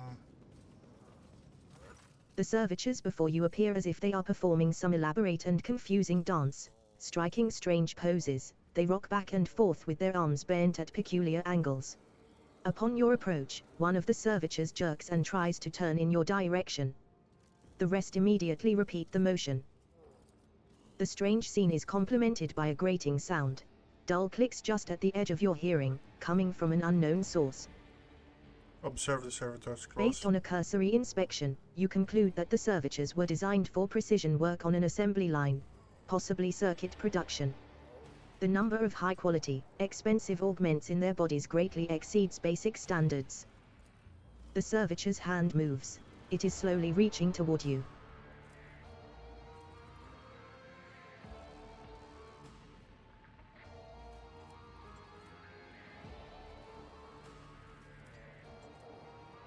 Avoid its touch. Gently and swiftly, you step away from the servitor.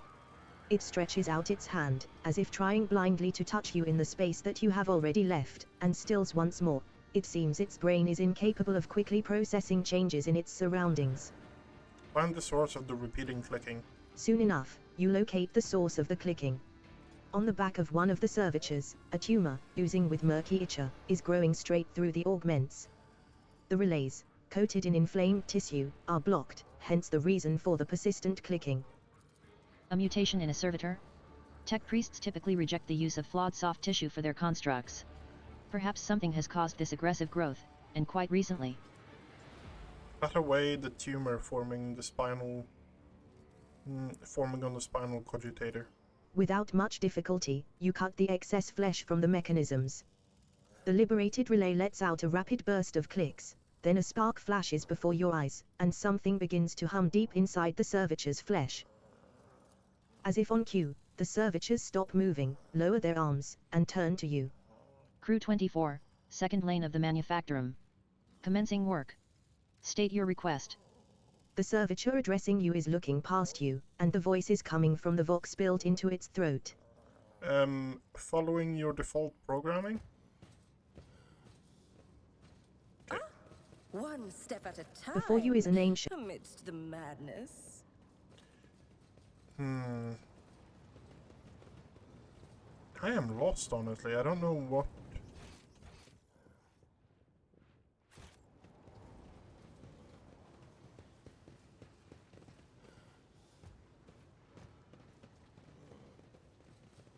Oh, up there. Up there. I see it. Okay.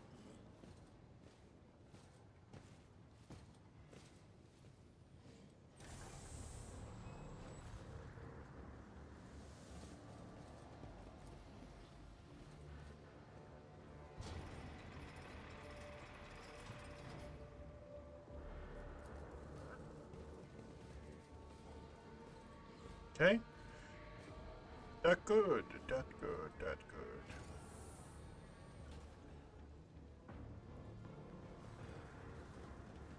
In this tapestry of a world, I am the rogue thread. The screen of this cogitator shows a scrolling line of repeating technolingua. Staring at the obscure symbols gives you a headache. What is that?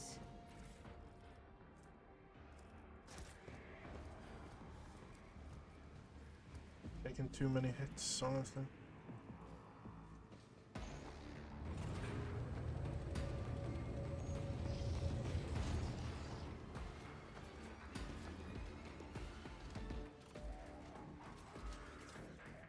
The massive magus clad in ritual garb lets out a binary trill and turns to you. From beneath the deep hood of his mantle, two dimly lit eye implants gaze out at you. You hear another binary tirade, this time clearly addressed at you. What's the matter, little tin comrade? Implants got you blinking? Forgot how to speak properly? You dare address me in the vile tongue of savages? Me, the steward of Kiavagama, lord of the machine world? Kneel, pathetic spawn, if you seek swift disposal. You propose that I, a rogue trader of Von Valentius line, kneel before you? I give you 5 minutes. No. Not to beg for forgiveness, to speak your last words before... to offer your last and final confession. You are one of the troglodytes who once had the gall to oppress my comrades and resist my will? A messenger from the barbarian who drank the sacred unguents bestowed upon her through others' toil? Very well, then, your appearance is the perfect opportunity to teach your ilk a lesson. My name is Cubus Delphim. I once held the title of Fabricator Censor of the Kieva Gamma Manufactorum, but I rejected it, along with the other fetters that hindered progress. Once, my faith was flawed and led naive fools from the cult Mechanicus into the darkness of ignorance. Now I am this world's master, and serve the true gods. You tread upon their territory, and you do not number among their legion servants, therefore, you must be subject to immediate disposal. As the senior functioning member of the priesthood of Mars, I, Magus Explorator Pasquale Hanuman, declare this temple to the machine god compromised and forthwith forbid all service within it. I dethrone the Fabricator Censor, the ignorant heretic who has betrayed the Omnissiah, and condemn as anathema any and all standard procedures implemented by him. Let the cycle of the blasphemous operations he has put in motion be discontinued. Pasquale switches to binaric, and you hear dissonance burgeoning in the depths of the Forge Cathedral. Some of the giant mechanisms heed his order and go still while others, obeying the Fabricator Censor's will, continue their work. Crashes, explosions, and the clanging of crumpling metal signify that some dissent among the machines has interrupted the Manufactorum's production cycle. Hanuman? Liar, you are not him. Demence Hanuman obeys me, his mind is open to the voices of the void, and the scrap code he created protects my world. And I'll not have you, rusted refuse from the misfit caste of explorators, call me ignorant. This statement is false. Your regalia have been revoked, you have been deemed defective and will be eliminated. Pasquale turns to you and says dryly. Initiating Heretic Search, designation, Demence Hanuman. I wish to execute the retribution procedure. What did you do to the governor of Kieva Gamma? Is he alive? The removal of unserviceable artifacts was the first step toward retooling this world. Only my tech comrades heeded the call of truth that reached into their cogitators and allowed them to pierce the veil of empty dogmas. Poor old Gapruk. 10 or so years back, he told me he felt uneasy in the presence of the Tinken comrades, I mean, the esteemed Adeptus Mechanicus. He casually complained about not having been dealt a normal planet. I'll have to honor his memory with a prayer, once we have finished purging this place. Abelard brandishes his weapon. Thankfully, the Fabricator Censor here did not require any coercion to confess to treason. I usually prefer negotiating to fighting. Fighting destroys property, and a waste of resources, but in your case I'm afraid that an extreme measure must be taken. You may be driven by your will to fight, but know this, Kieva Gamma has already been converted. Its lines have been restructured, and its servants have already tasted the fruits of progress. In the crucibles of this manufactorum, torrid liquid metals will be used to forge vessels for sacred spirits. The adepts are already tirelessly delving deeper into new mysteries that were once barred by false tenets. You, servants of fake gods, are too late. The entire might of this world will soon rise up against the anathema and his slaves. So many open admissions of heresy in so few sentences. Sister, how many death sentences would you say his words warrant? I cannot answer that, Master Van Calix. It is not my duty to measure the guild of heretics. When the Adeptus Sororitas appear before enemies of the Imperium, it is time to fire, not count. And now is one of those times.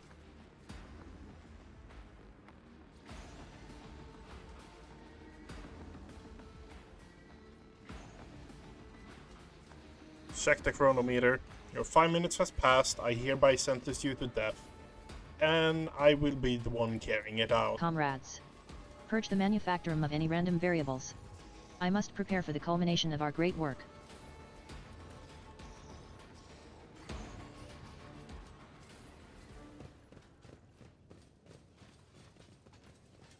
Arc rifles.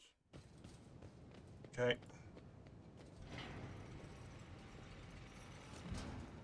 Cruise.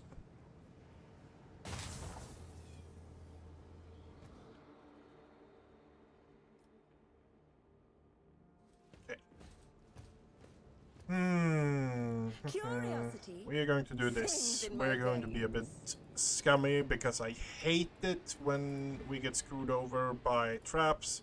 That has to be one of the more annoying parts about a lot of the combat, or like moving through, especially like moving through traps and stuff like that, when you need your whole party doing it. Yeah, that is annoying. So yeah, and the annoying part, it's like, oh, you got hit once by the steam. Okay, you now have the brain thing, or the head thing, So all willpower and intelligence saves are now really low, and it's just like, why are you doing this to me, game? Why are you doing this to me?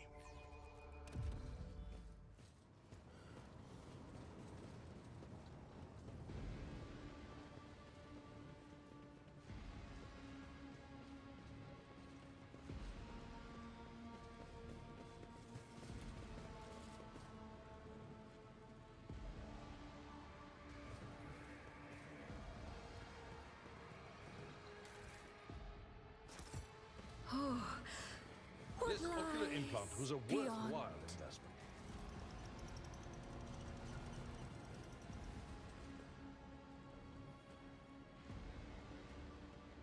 The Emperor favors me today. Okay. Oh, a tantalizing anomaly. Fix that. Duty prevails. As you approach the cogitator, you notice a number of deep scratches left by huge claws on its metal surfaces. Despite the apparent damage, the machine seems to be in working condition. You log. The log contains nothing of interest. The maintenance ritual schedule for the sacred machine that moves the bridge, an activation log, and a few notes of a religious nature entered by tech priests. Activate emergency bridge You lowering. touch the levers and the reels on the control panel and disturb the slumber of the spirits that reside within this cogitator. The machine dawdles as if still drowsy, but nevertheless performs its assigned function. The cogitator is silent, awaiting new commands. Step away. What do we have up here? The screen of this cogitator shows a scrolling line of repeating technolinqua. Staring at the obscure symbols gives you a headache. Blow it up. I better myself through my service. Experience. Nothing matters more. Good. Good. Oh, we got ourselves a melt the ultimate. Nice.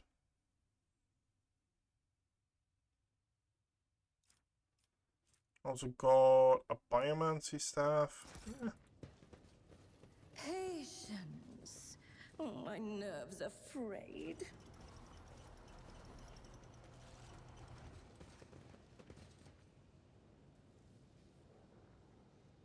Oh, glorious spectacle of your demise.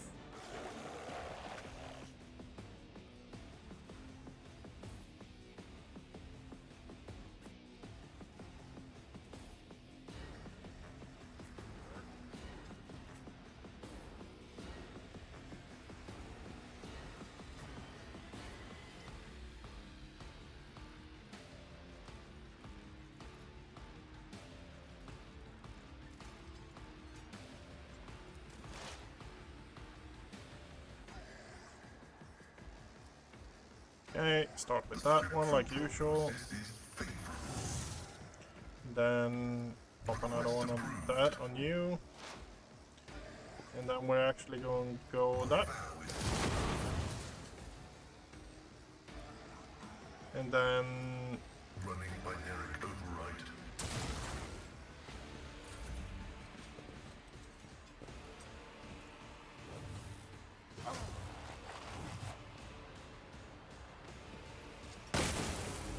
ouch.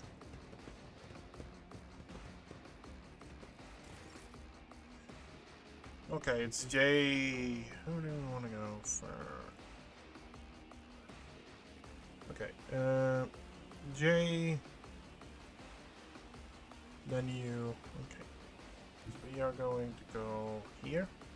A moving target lives longer. We're then going to go heal you. Then we're Tell going me, to go on and you. it is done.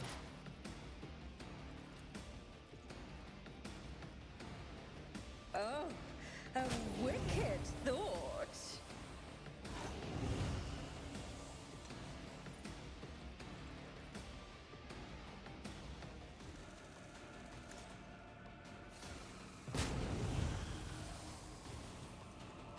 Okay. We have 2 points. Don't get too cocky.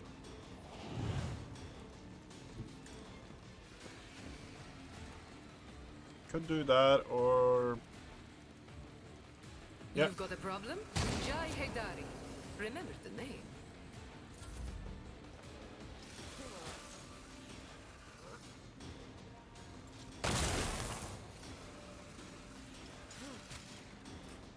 These servitors are doing work. They're doing really good work as well.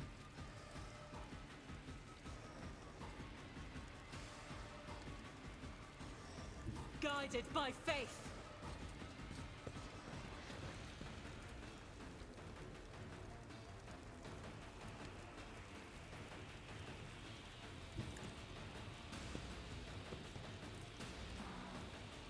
Really?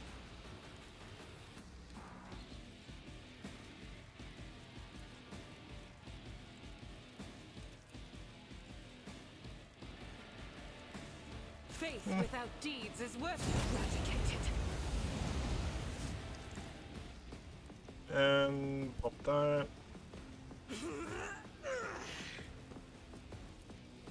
As the Emperor commands, I act. Didn't apply burning. That's really interesting.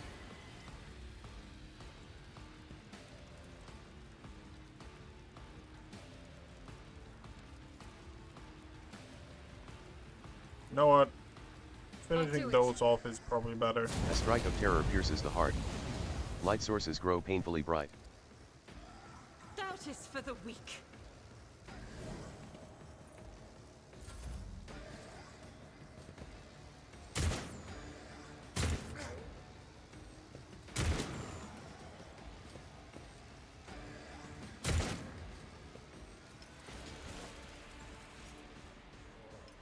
Cuts and cracks appear on your skin.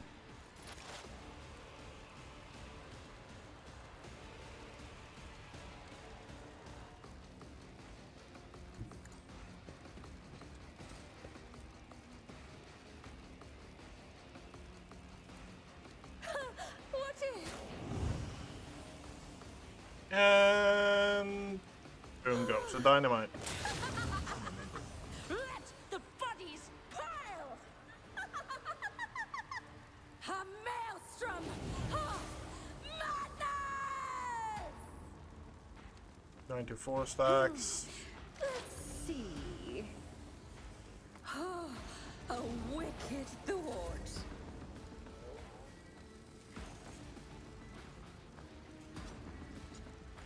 I need a foothold. Can you actually...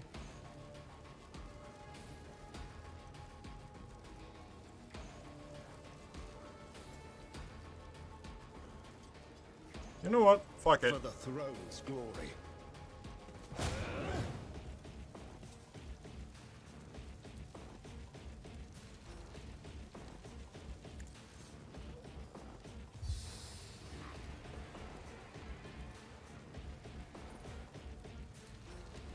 But of course, Lord Captain.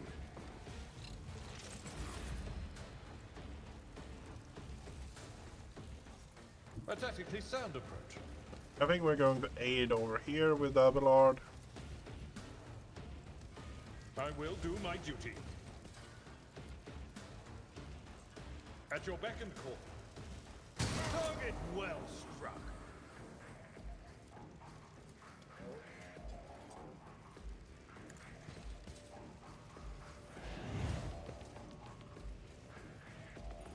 Okay.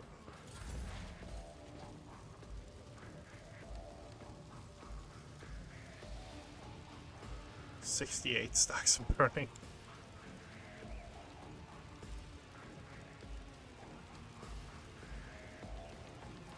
Requests approved.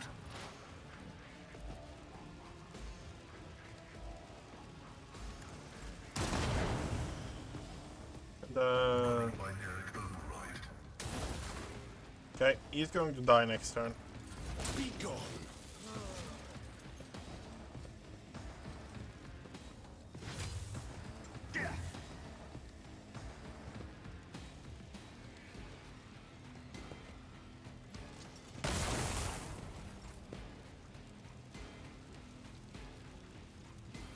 battlefield air is good for my lungs.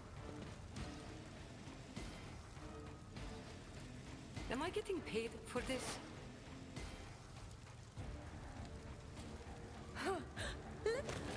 Another one is shattered.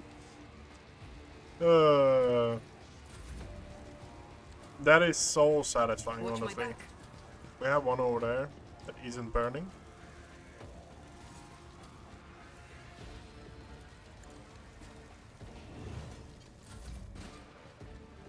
Everything that currently is burning is dying.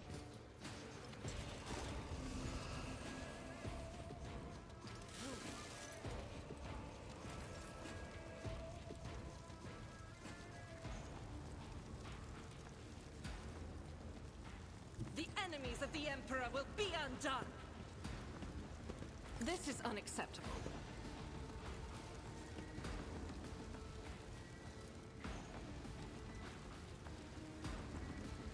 You're just outside of range, huh? I'm done with this one. Oh! He walked into fire and just automatically just like collapsed because... Oh, a genius at work. Yeah.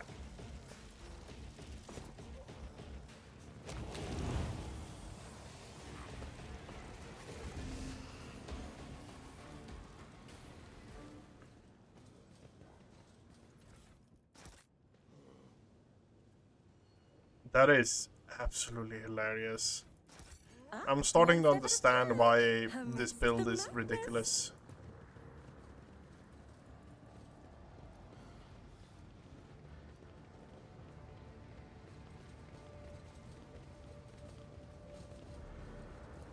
The device, now evidently used to chop bodies into pieces, was once an ordinary cooling fan.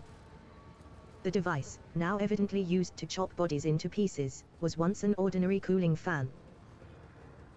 Oh, what curiosity unveils itself before me! Never doubt me.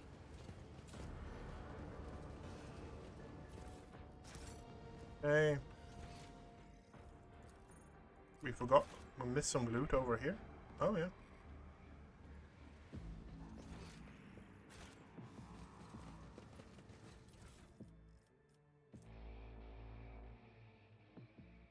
Maglev. They will Okay. see. Oh yes, they all will see.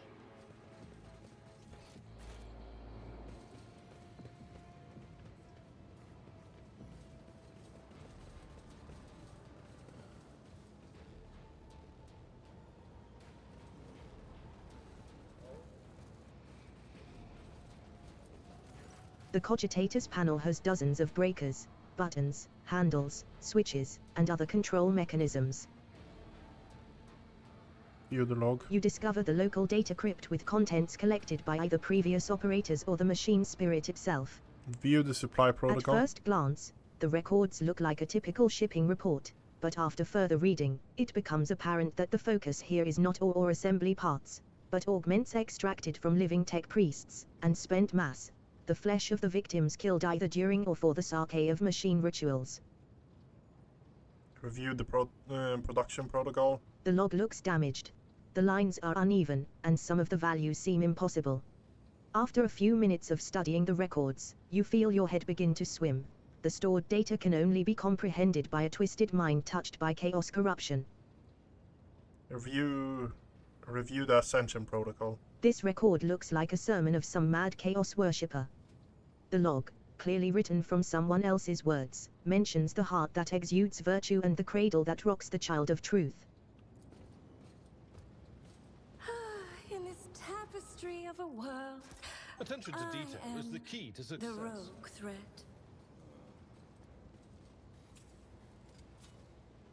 The Emperor favors me today.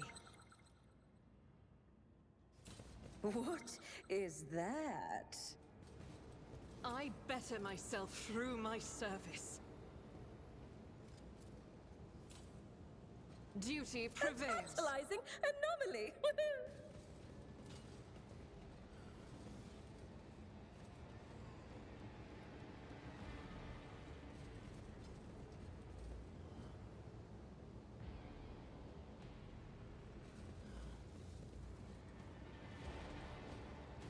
never doubt me.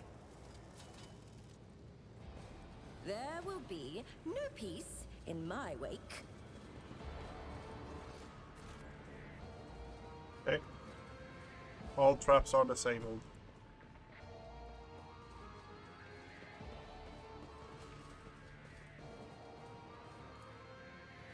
The system accepts the access codes. The clanging of moving bolts indicates that the door has been unlocked. Okay. First boss fight of like, what is it, like 3 or 4, I think, in this place?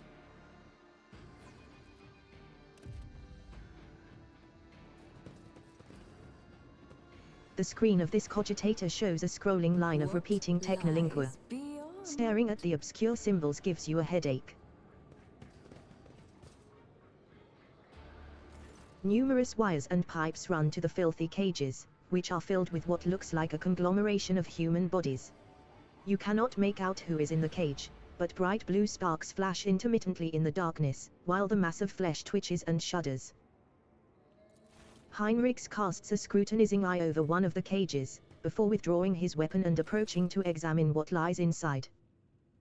Look at the cage closest here. Through the metal bars, you see it truly is a pile of human bodies, or something that used to be. The monstrously deformed bodies have fused together in places, while others were severed using saws and knives, leaving wounds seeping pus and slime, wounds that are agglutinating and sprouting tendons. Rods connected to wires that run to a nearby cogitator bristle across the flesh. One of the human heads turns to you. Mercy. Even attempting to speak causes the mutant pain, but he bears the agony and forces out the words. Mercy. Make it stop. Study the mutants closely. You examine the pulsating mass of flesh.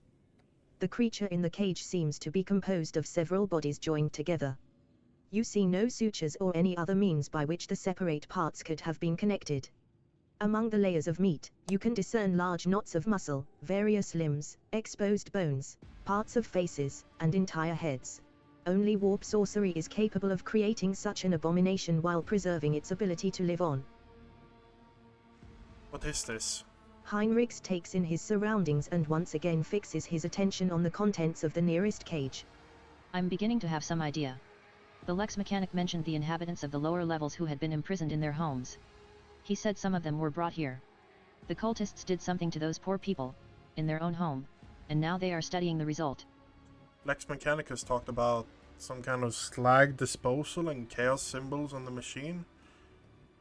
What are the arch enemy's minions doing to the people on the lower levels? To know the workings of dark sorcery means allowing corruption into oneself.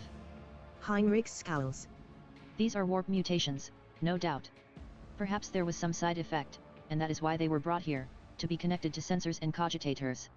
Even fallen tech priests who have rejected the Omnissiah are driven by a perverted hunger for knowledge. Why are they hooked up to the cogitator? Heinrichs carefully studies the screens of the computing machines. Linguotechnies, corrupted by the scrap code, I'm sure. It's unlikely we will be able to extract anything of value from their data crypts. Thinking, Heinrichs clenches his fist and bites down on a knuckle, and then recoils when the mutant from the nearest cage reaches a hand out to him through the bars. You. A female face watches you from within the gloom of the cage. Even though half of her head has been turned into a mess of bones and lumpen growths, her single eye looks at you with a surprising amount of intelligence. You promised. You promised us. Her words are echoed by other voices in the depths of the cages. Heinrichs leans toward the cage, but at sufficient distance to ensure that the mutant cannot reach him. Who are you talking to? What did they promise you? Who are they? You. You took us from the inferno. You promised us a reward. You. Her face contorts in a grimace, and the creature's lips stick together like melted wax. I'll be damned. They can still speak. They remember the people who did this to them. Heinrichs balls his fists in powerless rage. Then he frowns in thought. Perhaps a little biomancy will allow us to draw the fragments of knowledge out of them. Or it will trigger further changes. Not missing Pasquale's sober interest in proceedings, which he is dutifully recording in a data slate, Abelard raises a brow. Esteemed Magus, these are your comrades. If I may ask, do you feel any compassion for them? Or, at the very least, regret? Regret for the losses that these poor people represent to the Adeptus Mechanicus? Negative. What I am currently observing is not my tech comrades, but merely their biologically functioning remains fashioned into a specimen of an unnatural perversion of technology. I am under no directives to feel any affinity for such specimens.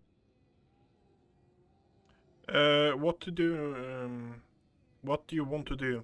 My psyker abilities allow me to affect the human body. It is one of the most effective tools to use against individuals who resist questioning. But if you're suggesting that I want to use it, I think you are getting a little ahead of yourself. The effect of warp energy will likely lead to an explosive reaction. I do not know the precise mechanism of this mutation, the result could be even more monstrous than its current state. Hendrix, let it go. Hendrix, let it go. You're only prolonging their suffering. You're wrong, this is our chance to find out more. Extracting some good from suffering is the only thing that will justify the torment of these unfortunate people. It is how they can serve the throne one last time. I'm not going to argue with you. It seems you made up your mind already. Heinrichs hesitates for a moment, then closes his eyes and raises one hand. You are enveloped by an otherworldly chill. The mass of flesh in the cage suddenly rears up, the mutant wrenches open its glued-together lips and begins wailing frantically. The shrieking is echoed by a chorus of howls and tortured moans coming from the neighboring cages. The mutant changes before your eyes. The tumors recede like an ebbing tide, revealing an emaciated female face twisted in agony. The woman gasps for air, stretches her now mobile neck, and exclaims, "Liar! You promised to kill me. You promised me deliverance. Every one of you, everyone told me to have hope and the pain would go. Accept the truth, for that is hope. My only hope is to be freed from this pain. Please make it so. Make it." A lump of flesh behind her head shudders and sends out smooth, fat tentacles that cover her wailing face and drag it into itself. You feel the pressure in your ears. From the cage you hear a steady, almost imperceptible sound that fills you with despair and horror. Grok seed. Jay barely breathes the word, not sounding at all like herself. With a sigh, Heinrichs lowers his hand and looks at what the creature within the cage has become. A wetly gleaming mass of meat and gristle that no longer bears any hint of its human origins. It pulses vigorously. And that's it? The lamentations of dying people? No, not just that. What it said about hope sounds like a lie of chaos, which it uses to take root in weak minds. I believe the corrupted tech priests repeated this phrase like an echo of what had been instilled in them. Whatever the cult of the Final Dawn is planning, false hope is a key component of their plan. It's a lead. A small one, but still a lead. That's that, then. But do you know what bothers me, rogue trader? The number of people here, there are too few. The lower levels of similar manufactorums are inhabited by millions. What happened to the rest of them? Heinrichs shakes his head. I know I won't like the answer. Let's go. We still haven't done what we came here to do. Curiosities. This place is steeped in corruption. Yes, which it means is. that it must be cleansed with fire down to the last crevice. Sister, tame your fervor. Your zeal is laudable, but first I must ascertain the intentions of the archenemy, not crush his manifestations without a second thought.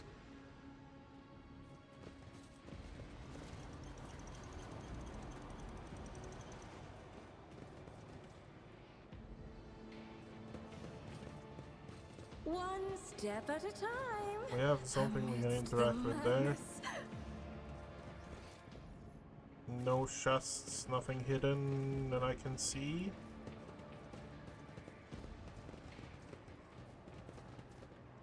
Okay, let's interact with this then. The massive cogitator grows out of the metal bulkheads like a grotesque tumor. A hollow roar sounds from deep within the metal housing. Whatever spurred the computer into action, it has enough power to supply a small command center. As soon as your eyes fall upon the cogitator, you feel a tingling in your temples. Every nook, every component of the machine radiates a sense of wrongness, one that is difficult to explain but no less palpable for that. It is as though the construct itself defies the laws of physics and perspective. Heinrichs makes a warning gesture. His voice, ringing slightly with tension, is threaded with disquiet. Stop, Octavia the Fire Axe. That is a creation of the archenemy, don't go near it. You have done enough for me and my mission, don't put yourself at risk now. As soon as Heinrichs takes another step toward the cogitator, it emits a deafening shriek like hundreds of metal needles driving into toughened glass, as though sensing the stranger. Wincing, Heinrichs approaches the control panel and bends down toward the screens. Despite the heat clogging the room, you feel an ice-cold breeze. Heinrichs is clearly using his psycho abilities to try to fend off the pernicious effects of the Chaos artifact. The Omnissiah's grace has not touched this object. This mechanism was not desecrated but born flawed and unnatural. Iron most profane. Pasquale unhurriedly produces a data slate. Initiating observation log. Let not fear stand in the path of knowledge. You just said this thing is an abomination. Yet you are going to immerse yourself in it in order to study it? Doesn't the thought repel you? The tech priest raises his uncomprehending gaze to Jay. Squeamishness is not a relevant factor. I have conducted the relevant assessments. The risk of spiritual harm is acceptable. The importance of obtaining the information is critical. Approach the cogitator. Heinrichs is too engrossed in his examination of the control panel to stop you. You draw closer to the side section of the cogitator housing, which has several thick cables running from it. With each step toward the flickering screens, your feeling that the cogitator is watching you with rapidly blinking eyes grows stronger and stronger. Up close, you see that besides buttons, switches, and toggles, the cogitator casing is also covered in strange writing. Study the screens. The cogitator displays a wall of text on its screens. The string of symbols is a senseless mixture of numbers, formulas, and unfamiliar characters. There seems to be no logic to it, and yet there is no doubt that the cogitator is computing calculations on a prodigious scale. Examine the writings on the casing. One glance is enough to tell you that these are chaos runes, within which lurks a grim threat to mind and soul. You hastily avert your eyes, trying to wipe the foul symbols from your mind. Look at the cables. A bundle of cables is coming from the broken side panel of the cogitator. They were clearly added after the machine came off the manufactorum's production line. The wires snake along the floor and disappear inside a maintenance hatch that leads to somewhere down below. Step. You take a step backward, and suddenly one of the cogitator screens changes color, becoming a bright yellow. Your eyes are helplessly drawn to the bilious hue. You turn sharply away from the screen, and you can almost feel invisible shackles falling away. The realization comes a moment later. You were not fighting against your own curiosity, but against someone's malevolent will, which has now lost its hold on you. Keep your distance and wait. A minute passes, then another. You watch Heinrichs examine the cogitator. His eyes scan the screens, his hands darting from the reel to the lever, sometimes hovering uncertainly over the next switch, which immediately receives a coating of frost. At some point, you hear his voice, almost a whisper, barely audible above the clanging, roaring machine. Sacrifices. More and more sacrifices every minute. Heinrichs looks at you, his eyes darker now, appearing almost black in his white face. Hecatomb determinans. The womb of this cursed machine is down on the lower levels. The auxiliary enumerator controls the system for delivering molten waste under the manufactorum's main building. This cogitator is fueled by the energy harnessed from thousands of people, who are flowing beneath our feet as slag waste as we speak. But I cannot even imagine the reason for sacrificing all these people. It's inconceivable. Now we know why the fabricator censor prized this monster so highly.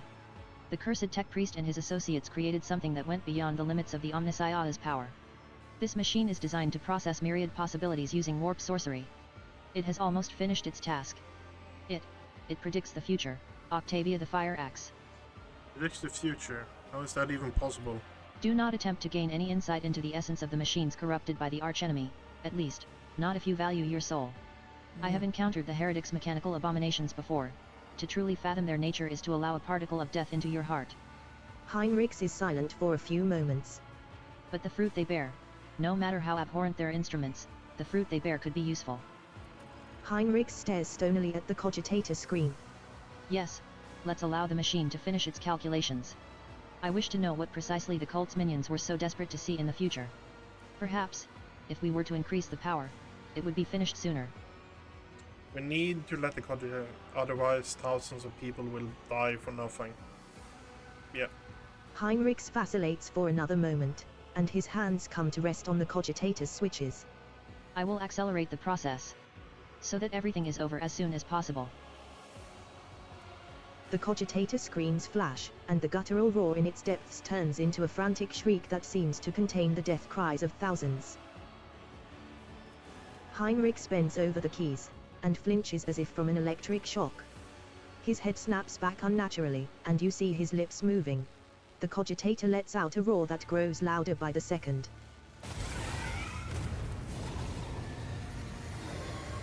Oh, the demon of Sinch. Suffer not the heretic to live.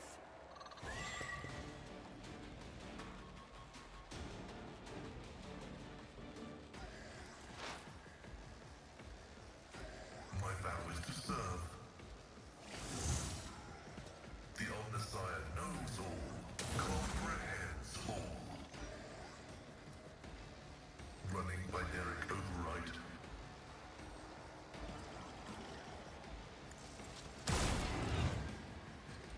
Okay. Pain cleanses the body. In order. Suffering is part of the trial. Scorn the pain.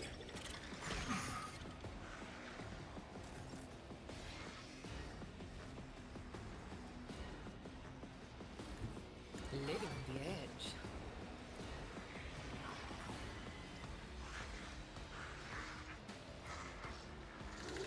Tell me, and it is done.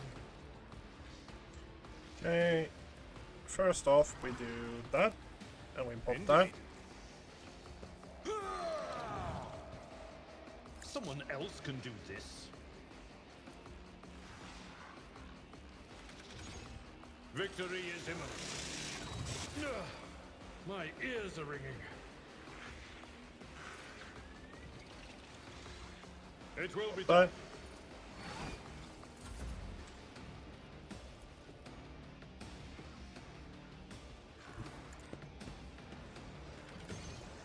I can do that.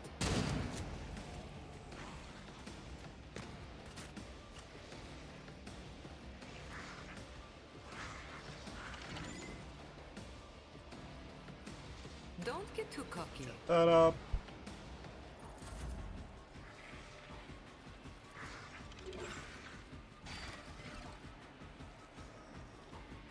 I'll do it.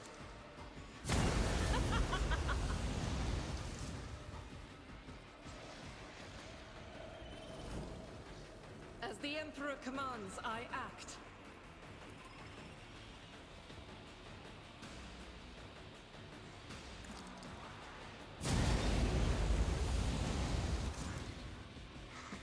Okay. Faith without deeds is worthless.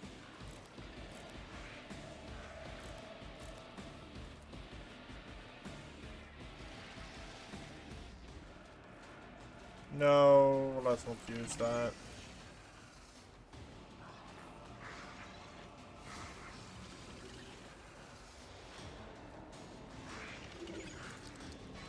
Violation of the firing path detected. Okay. Brace yourself, Avalon!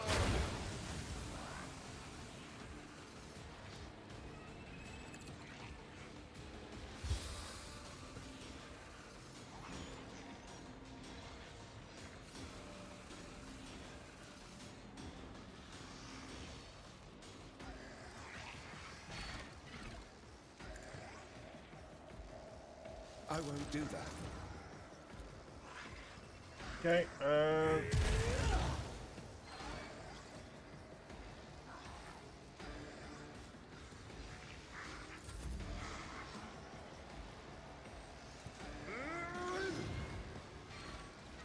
I've seen worse battles than this in my time.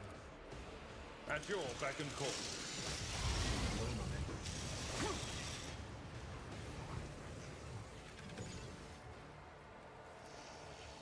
Really doesn't like it, huh? I will do my duty.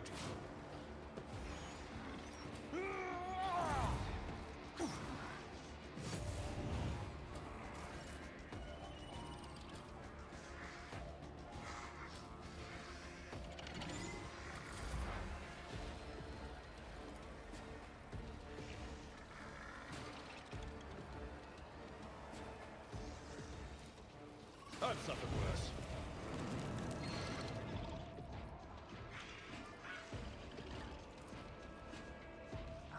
I don't really fucking care about the warp stuff, honestly. At this point, I'm so far into this.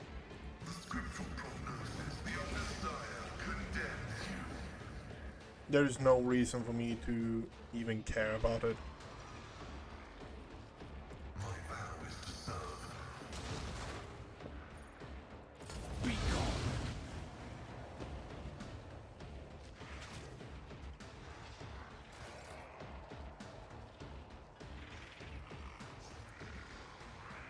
Am I getting paid for this?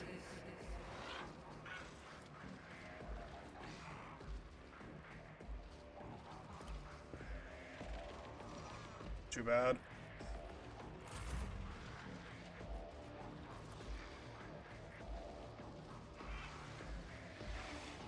Don't get too cocky. Tell me, and it is... Discharges of the motive force fill the air. That's good though. That's really good.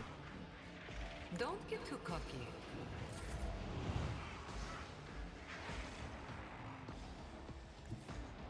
I will bathe this battlefield in righteous fury. I'll do it.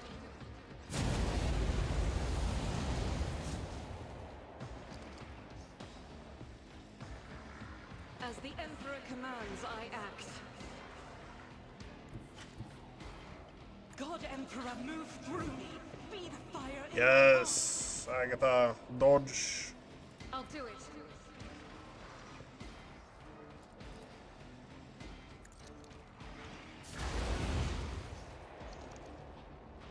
11 stacks. It's not that much, but hey. Nothing.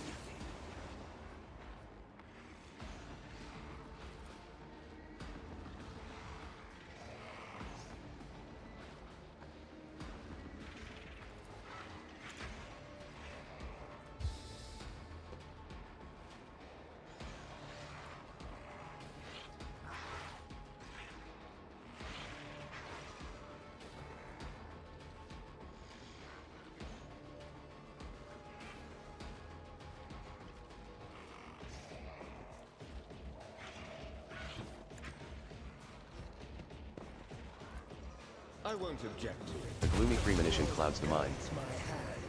Nice. I feel the power surging.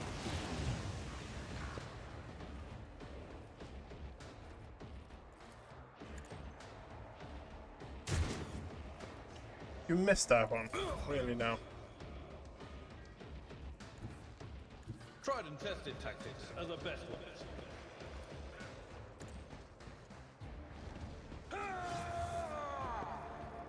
Okay, and now we switch to you. That weapon. And let the chaining begin.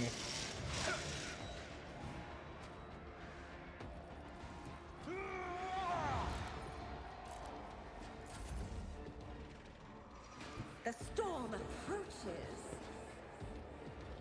What?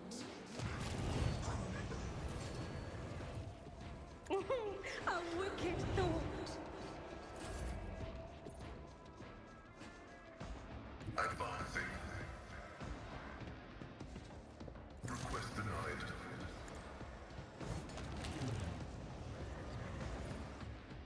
Okay. Heinrichs goes back to the broken-down cogitator, spends a while examining the instrument panel, and then disconnects a component resembling a data crypt, which he quickly stows in his cartridge belt. That's what this machine was put into operation for. Countless symbols and numbers containing knowledge of things to come. I hope my specialists will find a way to decipher the corrupted code. I hypothesis that my services will not be needed. The disappointment and resignation are clear in Pasquale's voice. You are correct, Magus. I am grateful for the help, but unfortunately, I must conceal the fruits of our labor from you. Heinrichs glances around the hall. As you have seen, my caution is well founded. Pasquale's vox lets out a heavy, static-laden sigh. Restriction recognized as valid. Can I count on you to share whatever you find? Of course. Without you, my chances of acquiring that information would be non-existent. Moreover, the cult's plans could pose a threat to your worlds, just like Kieva Gamma. I saw something happen to you, Henrix. What happened when you touched the machine? Heinrichs jerks his head and waves away the question, his movements sharp and unnatural. We'll talk about it later. But right now. Heinrich's eyes settle on you. I must thank you, Octavia the Fire Axe. Without your help and cooperation, I doubt I would have reached the depths of Kieva Gamma and learned the truth behind my agent's dispatches and reports. I would never have ended up here. And I would never have succeeded in hampering the cult's activities. Dare I hope, esteemed interrogator, that your keen interest in this von Valancius world has been satisfied? Oh? Apart from the fact that the world is still seized by the archenemy's corruption, its populace is infected with heresy, and the once sacred machines of its manufactorum have been turned into weapons against humanity? Quite satisfied, yes. My business on Kieva Gamma is concluded. It is time to return to the mission that brought you to the industrial world. The only thing I'll ask of you is an audience when we return to the ship. Heinrich bows his head to signal that the conversation is over. They will see. Oh yes, they all will see. We have another quest for Henrix, or a follow-up quest, or whatever you want to call it.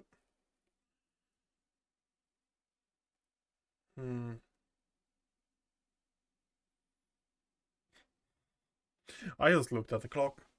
I've been streaming for almost 3 hours now, and we pretty much have done absolutely nothing on...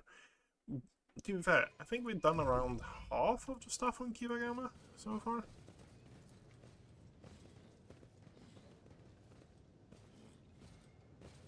Yes. It just turns, but it's just...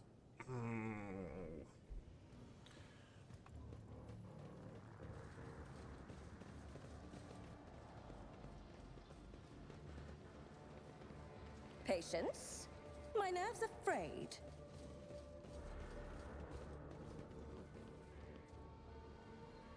That doesn't look good. Pay attention.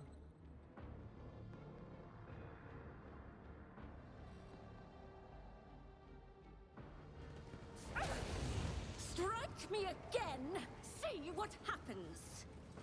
This large device is a cargo lift used for transporting parts. The cyberduet accepts the access codes and sets mysterious mechanisms in motion. What lies beyond?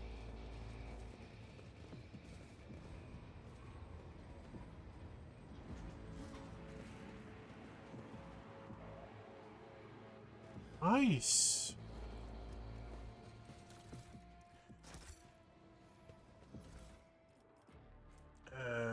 Flaming to the applies for burning. Okay, that's really good. Mastercrafted power maul. Okay.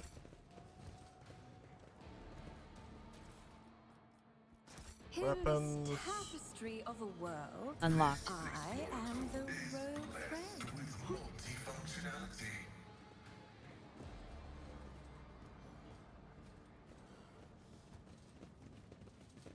No more interactions here?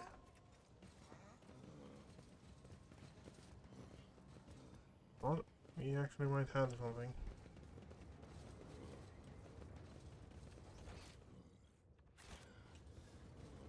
Yep, that's good. We got something at least.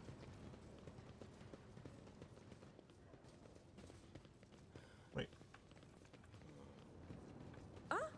One step at a time. Oh, dumpster Sister diving. Argenta, do you want to pray together to the Exalted One when we return to the ship? But it has to be somewhere private. I don't want to ruin my reputation as an unscrupulous trader. Sometimes I think you are not such a bad person, Jai. And it unnerves me. I love the interaction between Jay, Idra, and Argenta.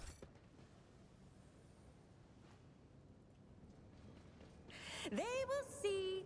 Oh yes, they all will see. A desecrated altar to the Omnisia. The purity seals have been torn off, the data slates with sacred codes shattered, and some of the teeth on the gear adornments broken off. No, we're not doing that. The crucified body had all of its augmatics removed. Judging by the abundance of blood, they were ripped out when the tech priest tears himself away from reading his data slate and looks up at you. His respiratory augmatic is missing. Instead, the lower half of his face is covered in deathly pale artificial flesh. You take note of the multitude of fresh augmatics attached to his head. They seem to have been inserted haphazardly, and pus is seeping from the untreated wounds. I heard your footsteps in the void. You are Von Valancius, are you not? Pasquale exchanges a series of binary signals with the tech priest before saying menacingly, Initiating arrest procedure. This unit is using a fabricated identification code, which constitutes a Grade 4 transgression. Pascal, do you have any preference regarding the killing of your former tech comrade? Pasquale switches to Technolingua, his vox erupting in a series of binary signals. There is no need for secrecy. Let her understand.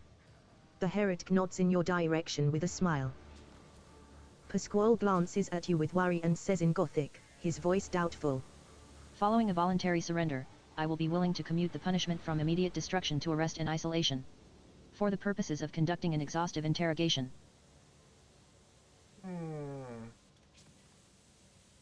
Wise decision, Pascal. The heretic's deranged smile remains on his dead lips. Request denied, tech comrade. You will have to pull what I know out of my head. Oh, what an amusing attempt at defiance!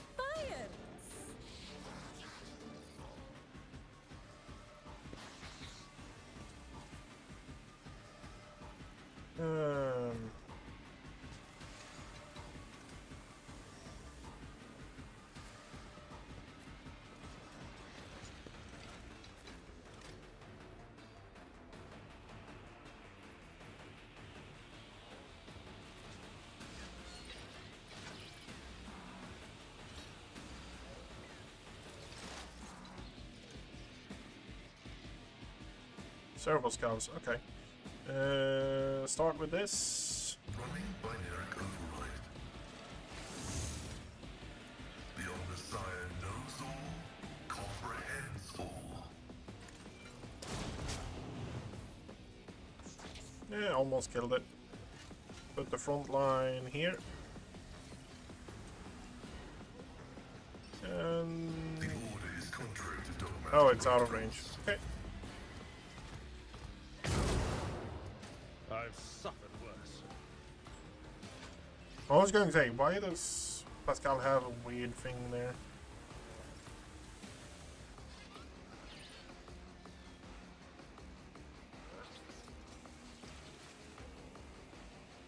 Guided by faith.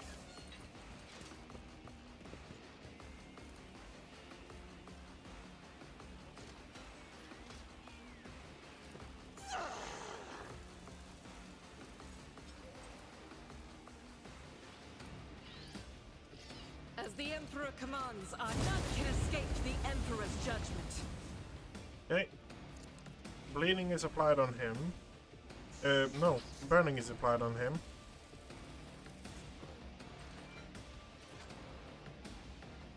The enemies of the Emperor will be undone. This is why I was chosen.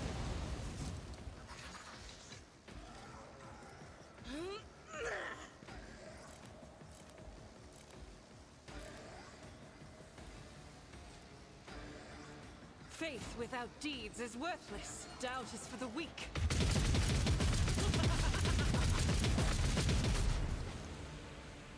Okay. As the Emperor commands, I act.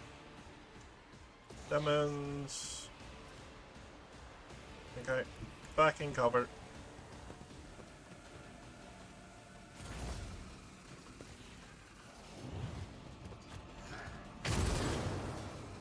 road take you? Actually doing a fair bit of damage, George Pascal. Martyrdom is the reward.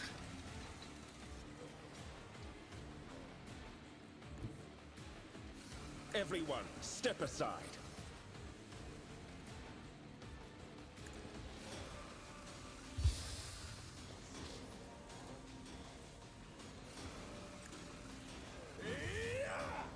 He dodged it. Okay. Let's see to it.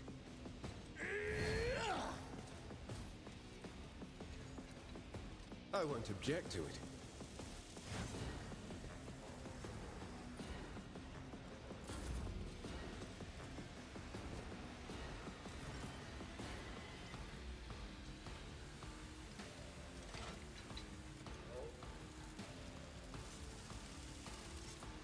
I can do that with the right incentive. Okay, we'll start with doing that. And then 48. Request approved.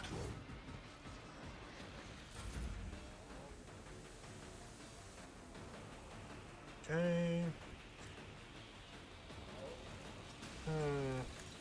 Yeah, we need to actually keep Pascal alive, I guess. It's a good idea, at least. Don't get too cocky. 32. Am I getting paid? No, I have got achievement. 500 crits.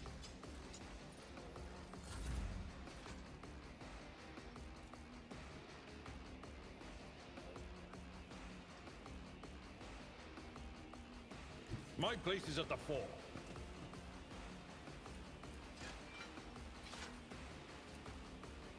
It will be done.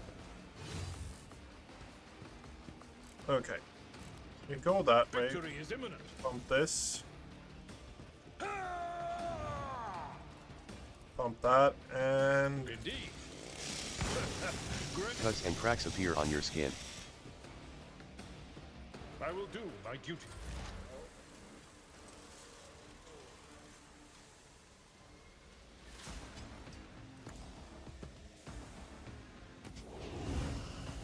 Okay, and then that. The air is filled with evil whispers. Another one. Behold my artistry!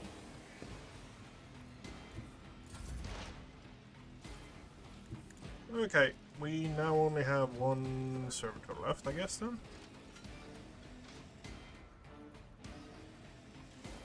Let's start with that. And then that. Okay. The Omniscient knows all, comprehends all.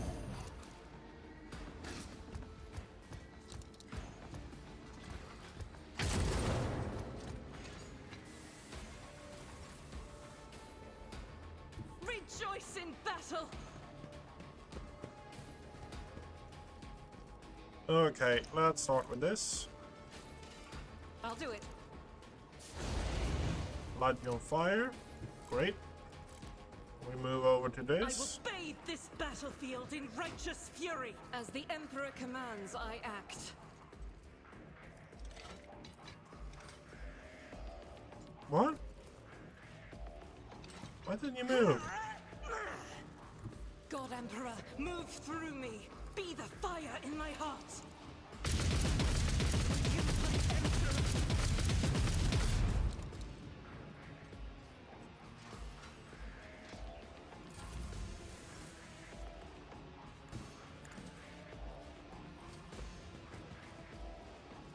But of course, Lord Captain.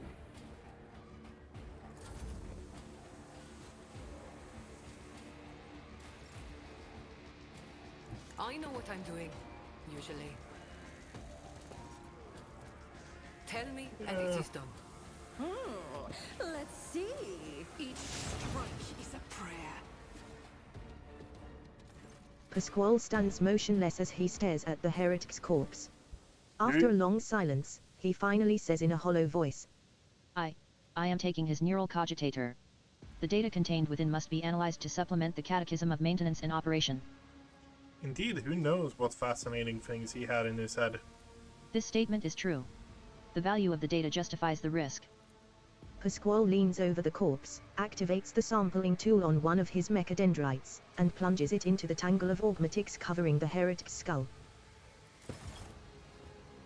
Okay, and we're leveled up. That's actually nice. We got logic bonus to the owner. We got a Mesa pattern.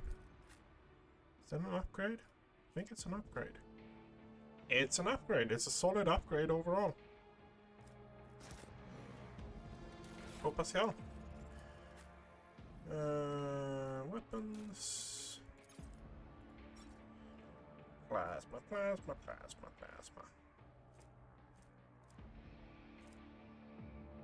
There we have it. Yep. Oh, what lies Good. beyond?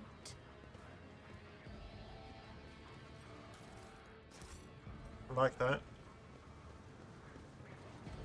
Set up ladder. Okay. The rarest melee attacks made against an enemy under effect of exposed weakness decreases the enemy's strength and agility.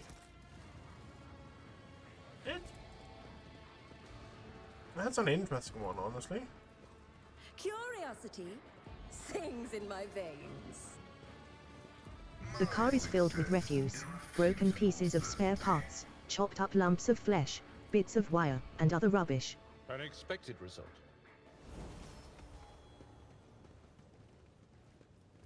Release the brake on the car.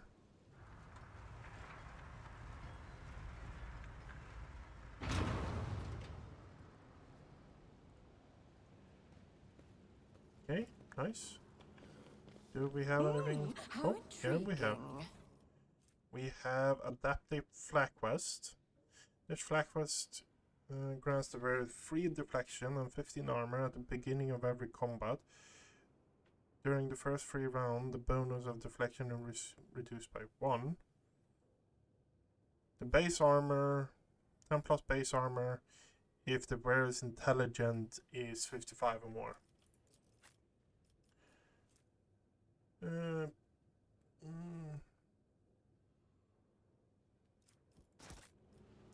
could be good. It could be good. It's more options. That's what I feel is the best for us right now.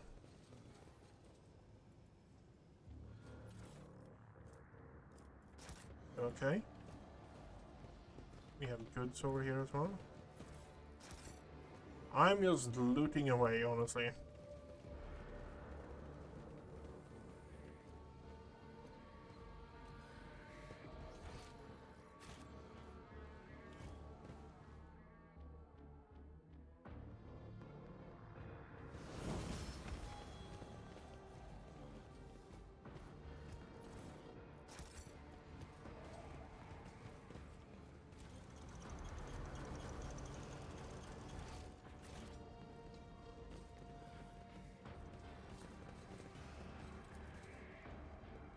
Unlocked. Okay, what do we have in here? The cogitator looks dead. Only a single lit lumen shows that there is life within the machine.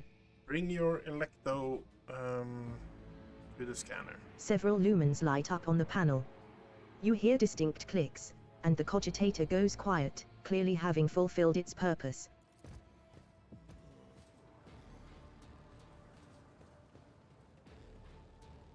Okay.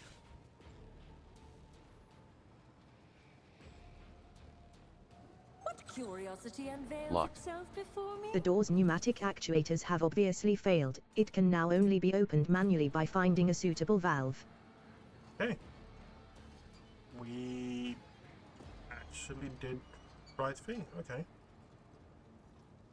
A tantalizing anomaly.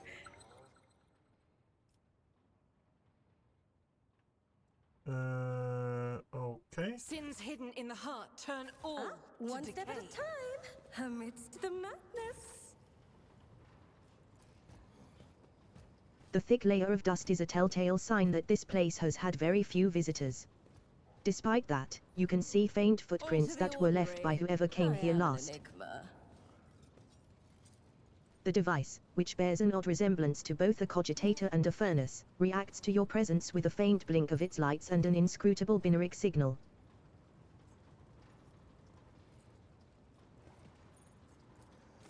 The towering furnace wreathed in scarlet light fills you with awe. As you approach, the heavy thrum of ancient servo motors erupts from the machine's depths along with crackling binary undertones. The dust-covered keys are illuminated by a faint, pale glow. Input the code to disable the traps. The furnace responds with a short binary signal that evokes the mechanical rustling of unseen switches. Request Theodora's data slate. The machine reacts with a curt binary signal followed by a low, drawn-out tone.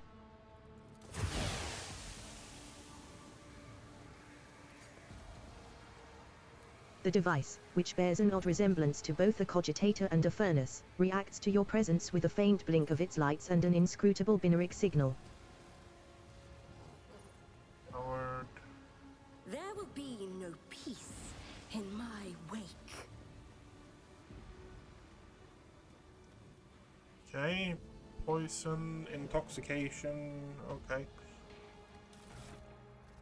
Did we get it though? Old key. Sort by date. Newest. Okay, no, we did not.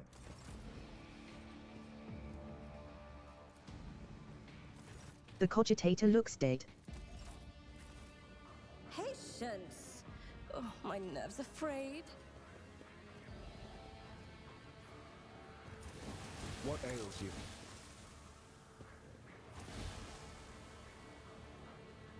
In the shadows of the Imperium's ignorance, my Rumbling builds up in the bowels of the furnace, growing stronger apace with the sound of the ancient motors.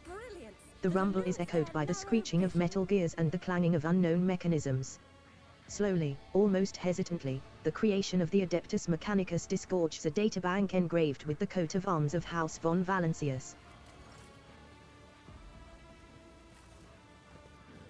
Okay, so we have minus weapon and ballistic What skills. lies?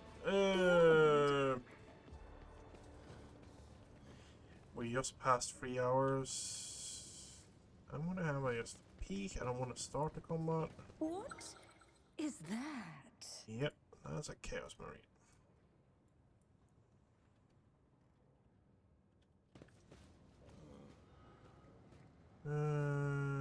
Cursed armor.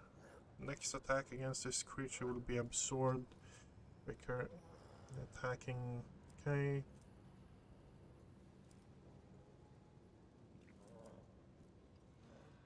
$400 wounds. Not that great. We are going to sneak back to the ship, heal up, and then we're going to tackle it. Nothing's impossible for this old officer. You know what? Just... okay. You are getting... toughness? Are you getting toughness?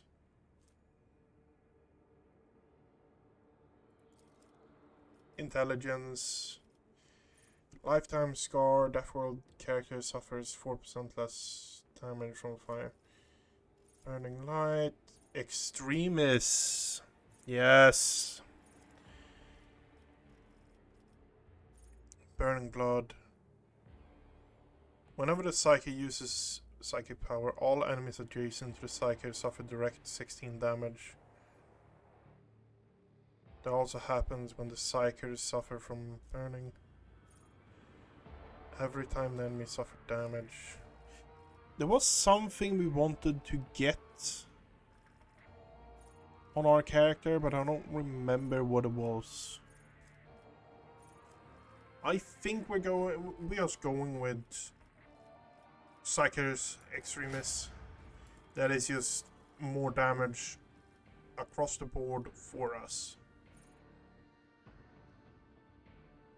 All allies excluding Xenos in the current party gain 5 of the same characteristics as a chosen humanities finest. What was it you wanted? What was it you wanted with you? Nope.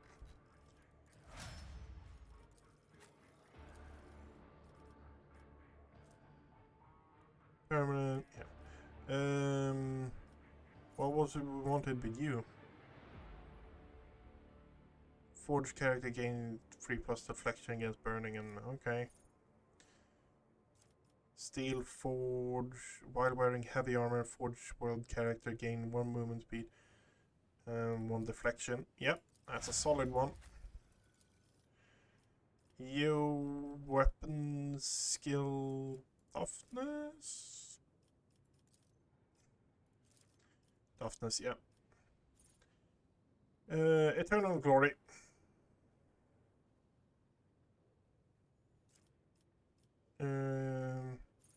Yeah. Increased by +5 this at the start of every round except the first one. Agatha, what do we have for you? What do we have for you? Weapon skill? No, not really. Perception, willpower, toughness. Weapon skill. You know what? Weapon skill. And what do we have here?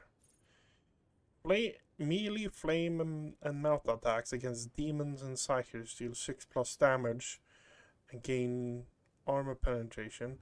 Such against Xenos, an additional 3% damage and 9% armor penetration. That's a solid one. That is a solid one. Melta weapon, no. No. Melee weapon specialist. Did we pick up the flamer weapon specialist? Plasma, overpower. Proficiency, heavy armor proficiency. Flamer. Flame weapon expert, yes. And you?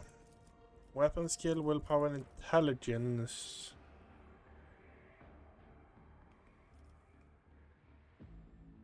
Intelligence, I think we're going. Yep. Die by the Emperor. We are actually going to do this. I think this is bolt weapon. Can you actually wield bolt weapon?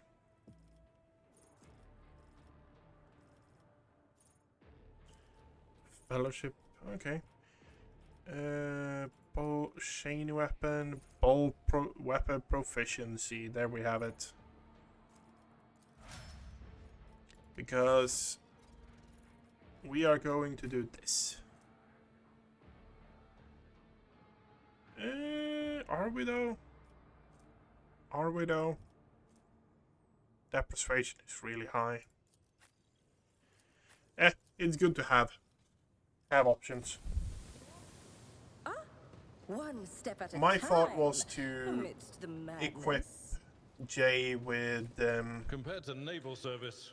equip Jay with the bolt pistol we got, and maybe even the precision bolter, and just have her as a ridiculous sniper in the back that can just lay down fire and just hit everything and get tactical advantage stacks continuously.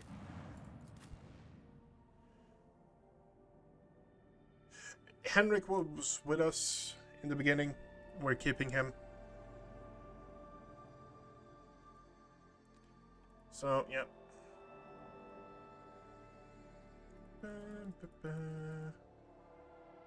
I'm really unsure about Henrik's, honestly. Henrik's is one of those characters I really don't know what to say about. Like, I like he's an interesting, he's from the Inquisition, his story quest is fairly interesting, but like comparing it to like Jay's quest or unexpected I don't think Avalon have any quests at all. There will be no peace in my wake. Pascal's quest is really cool as well. Nothing's impossible for this old officer. But Henrik's... I remember some things of it in the later acts, but it's just like, yeah.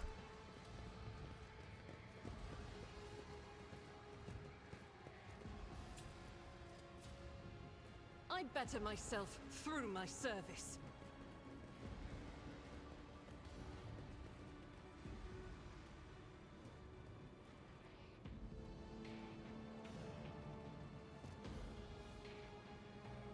Peer into the darkness, conceal the true The power. Chaos Space Marine towers over the tech priest's bowed heads like a dark cliff. He is reciting a sermon, slowly, almost chanting. From the mere sound of his deep, low voice, you break into a cold sweat and your gorge rises. Listen, for my words reveal to you a path from the darkness unto the primordial truth, which has thrown open its gates for wayward souls seeking deliverance from the shroud of lies and torments of enslavement. Your minds have shed the bonds of the dogma that has guided you into the abyss, accept now the hope granted to you by the greatest of the word-bearers. Sacrilege. Here, on the soil of an imperial world. Heinrichs hisses through gritted teeth. I knew our meeting on Rykad Minories wouldn't be the last, but to run into this anathema here. Kiavagama did not merely succumb to heresy, Octavia the Fire Axe. Your world is in the clutches of the greatest evil known to the Imperium. Pasquale gazes at his former brethren and whispers dryly. The new sphere signature of the defective units has been archived.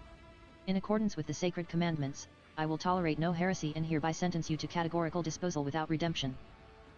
Listen to the sermon. The Chaos Space Marine does not seem to notice you. His gaze is focused on his flock, who are hanging on his every word. Those living a lie will not see the truth until they have renounced the false gods. Only through your faith does the reign of those corpse worms hold, worms that devour your very body, wrecking weak souls, gnawing at your eyes and ears so that you do not turn them toward the true masters. Your world, a foundry in the realm of corpses, was given the honor of serving as the crucible of the oncoming victory, and we, the word-bearers, shall be at the tip of it, as well as those of you who can overcome the slander of the false idols. The incinerating fires of Kiavagama will birth weapons whose advance heralds the coming of a new age, an age wreathed by the glory and resplendence of chaos undivided. Random T-posing in the middle of it. It feels as if, with each of the Chaos Space Marine's words, the light around you dims. Something tickles your face, a thin rivulet of blood is streaming down from your nose, dripping onto your lips and chin. That's it, I've had enough of these profane words. Turn around, beast of the archenemy. You called down purifying flame upon yourself, and the flame has come. Registering encroachment upon sacred furnaces through both thought and action. Initiating virtuous eradication procedure. Pasquale's voice is a bloodthirsty growl, its sound reminiscent of the whirring of a chainsword. The Chaos Space Marine roars in fury as the tech priests turn and charge you as if on cue. Okay. Another annoyance. Let the blood flow. Oh, Agatha is fairly close. Oh, okay. So, we're going to use Pascal there. Abelard here. Octavia here. Henrix is going far right. Agatha is going here. Jay is going here.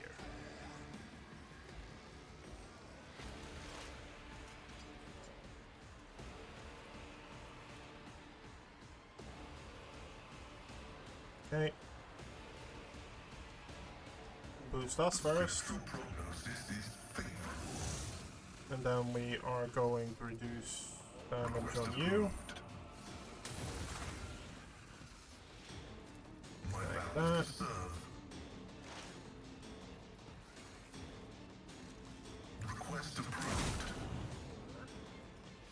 Okay, hit him as well.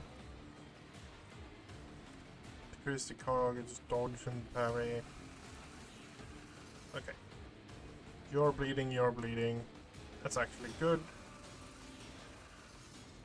Put up a rear. What is it? We want dodge.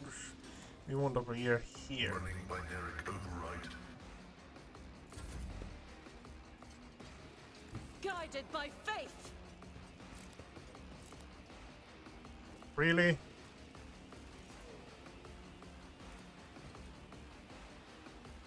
To be fair. do it. This is why I was chosen.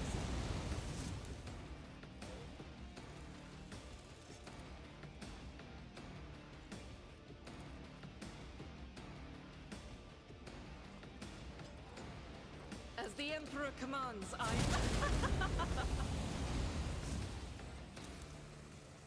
Two flaming. I'll do it. As the Emperor commands, And I act.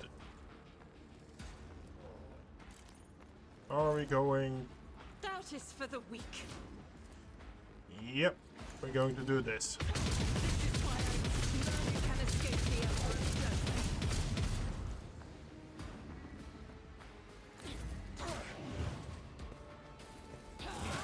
Brace yourself, Abelard.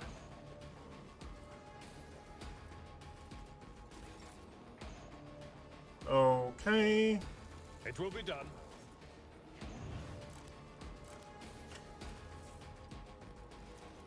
At your beck and command, viewer time.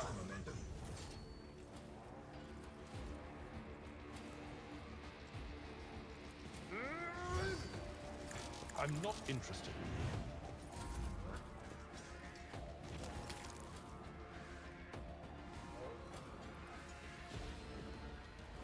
I'll put my psychic abilities to use. I won't object to it. Let's see to it. Push. Okay, good. Increase the resolve of everyone.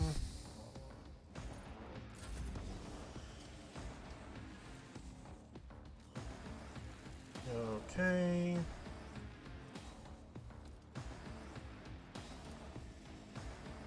They'll write legends about me. Okay, Octavia, you are going to have yourself a standoff with... Oh, a wicked thought. A genius at work.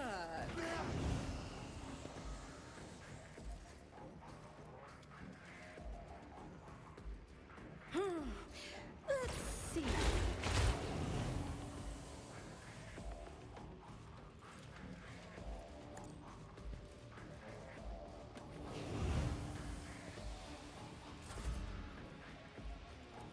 You've got a problem, I've got a prize. A gloomy premonition clouds the mind. Ice crystals appear in the air. Schemes within fate claims. Another one. Okay, that is... There's only one left.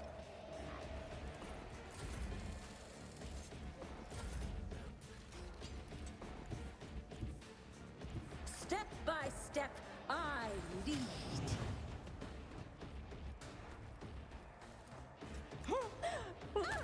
Another one is shattered. That has to be one of the most humiliating fights. Okay, all bonuses to combat tactics are increased by 5% for one round if the user uses a stratagem. Adapters Astartes, Lottery. Yep.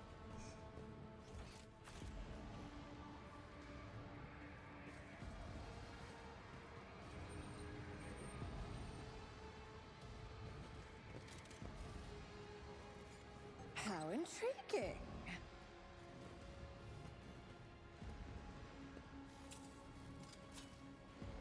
The Emperor favors me today. In this tapestry of a world, I am the rogue. Duty prevails.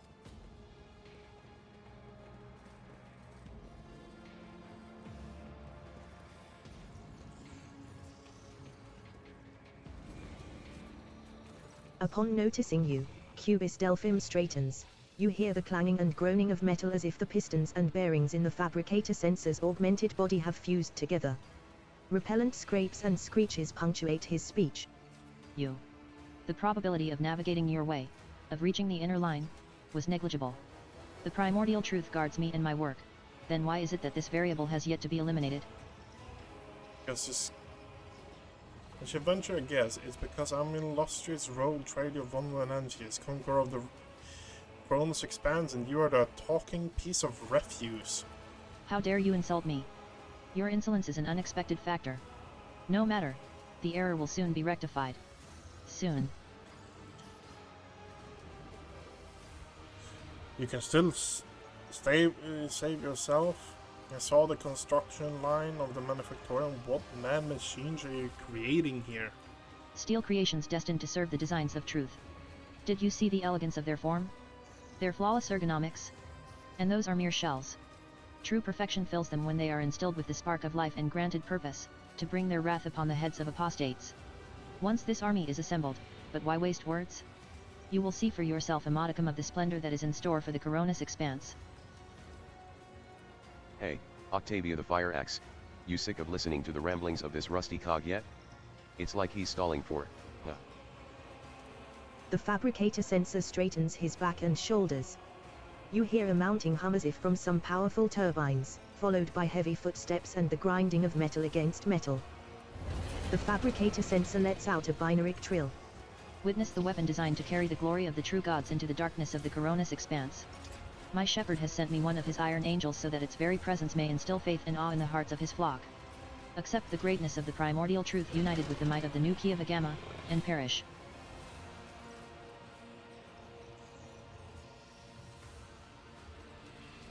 Bow to my... Yeah, fuck it.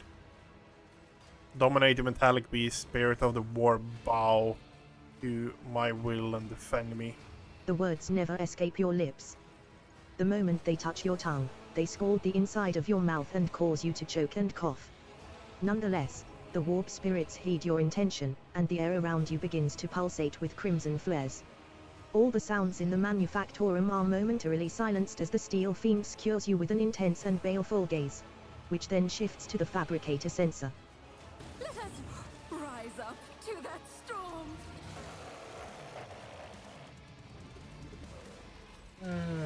Okay, so Pascal, Argenta, Octavia, Henrix, Abelard, and Jay.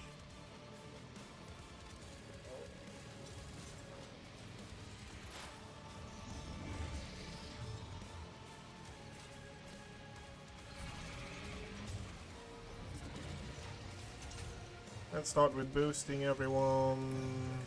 The Omnissiah knows all, comprehends all. And we're going to shoot here. Taking out one and actually applying debuff to him.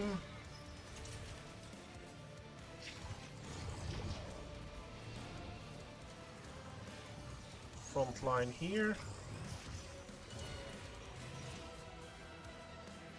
Okay.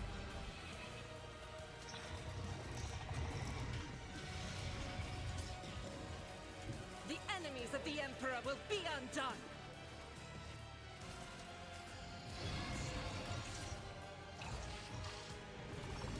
As the Emperor commands, Okay, we have applied debuffs to them. Great. Now we're switching over to Heavy Bolter. Faith without deeds is worthless. With you,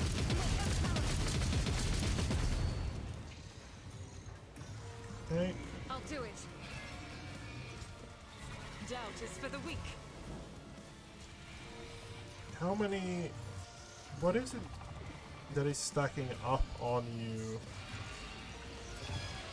Forge Fiend... What is that? Stunned. Adaptive armor. 1 turn increase. Instead of damage it suffers.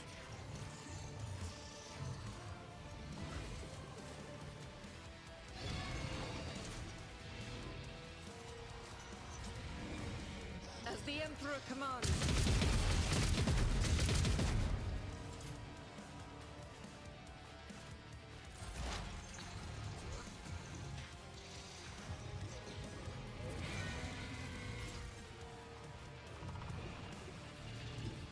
bit of smoke and gunfire.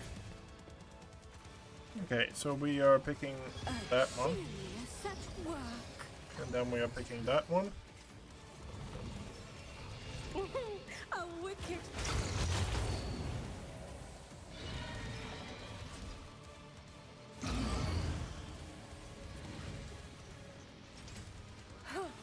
Let's see.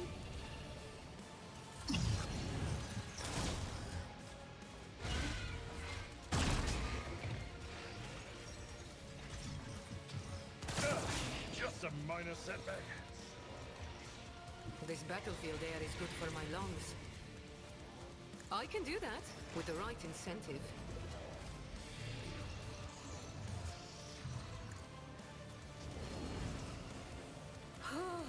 A wicked thought. Watch my back. Okay, 29 stacks. That's not bad.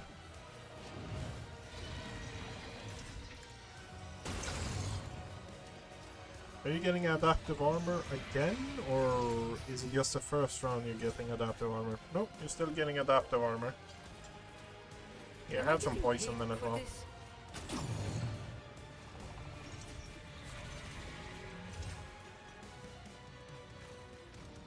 Okay. Warp damage. Bleeding.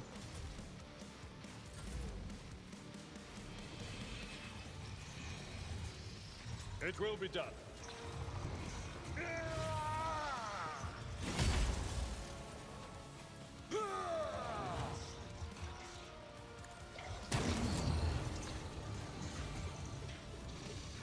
I will do my duty. Yes, servitors. Charge.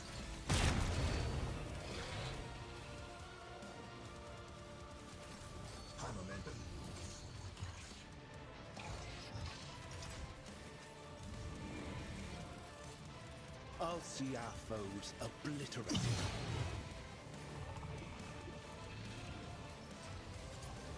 I won't object to it.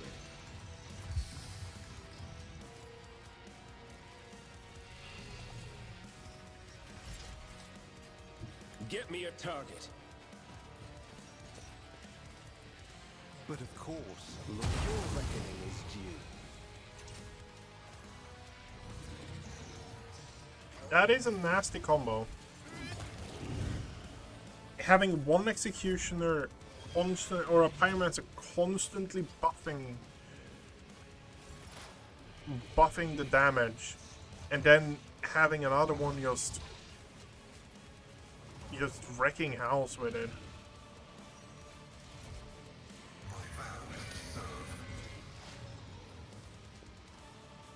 Might actually pick that up as mine.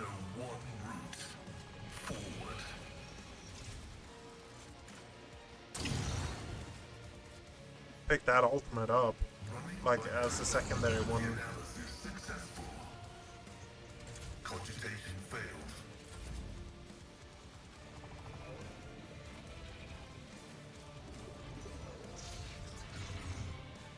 Faith without deeds is worthless. Okay, and This is why I was chosen. one of the warpies are down. As the Emperor commands, I act. I'll do it.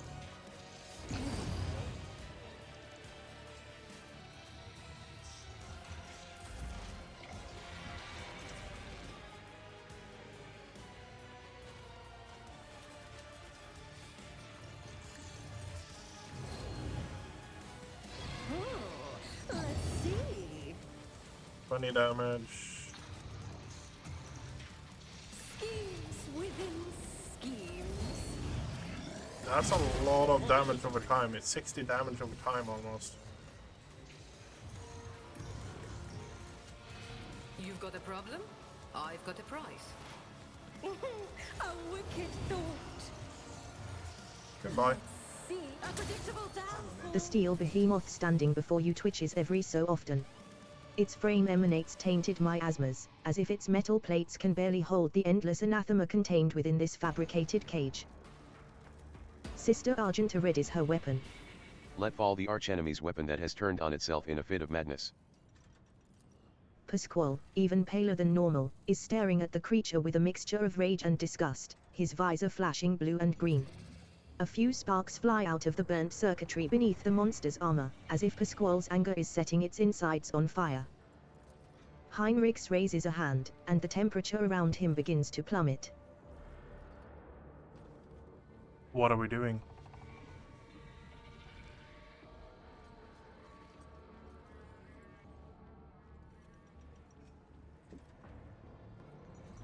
Yeah, fuck it. I'm taking you to my ship. What? The interrogator stares at you in fury. What lunacy has gotten into your head? The Sister of Battle raises her weapon. All in his name. Do you even comprehend what heresy you intend to wreak? Pasquale's voice clangs like military-grade plasteel. Unacceptable sacrilege. The abomination must be eradicated. Abelard turns white as a sheet. Begging your pardon, Lord Captain. Where would we even? We would have to keep it locked up. It will demolish half the deck.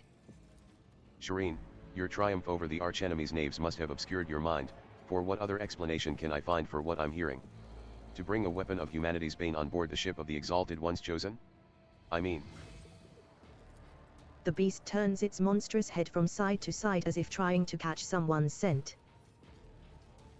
Henrik, you were just investigating the corrupt conjurator, and now you fault me?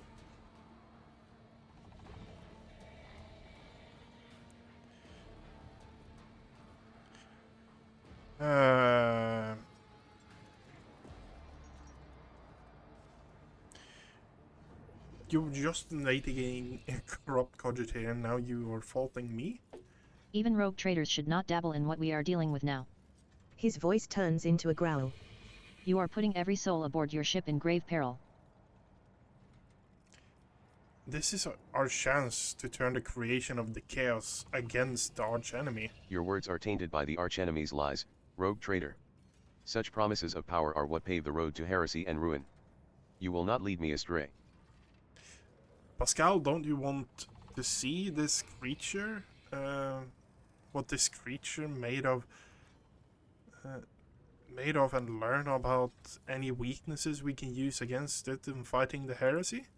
Pasquale freezes while his mechadendrites flail back and forth. After a long pause, he utters quietly. The anathema must be equipped with a mechanism for cessation of vital functions, which is to be put under my supervision. Then its existence can be prolonged for the duration justifiable by the sacred mission of comprehension. What a hypocritical ashmag you are, Cog. Jay meets Pasquale's glare and smirks. Go ahead, look me in the eye and tell me again that I'm the one who wants to get my hands on things no one should ever touch.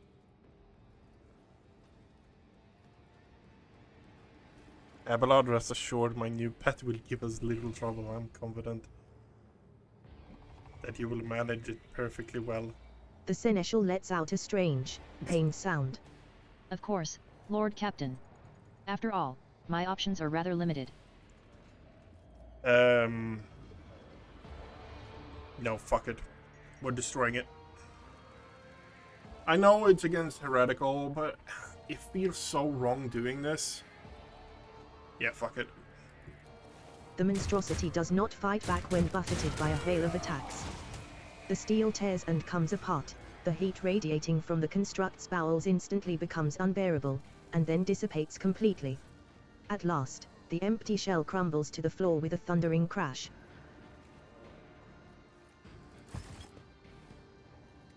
I want to see this now. How much... And what do we have? He has tech use, 20 plus. Mars pattern last guns. I don't really want to use last guns. What's the fire rate? 4. Yep.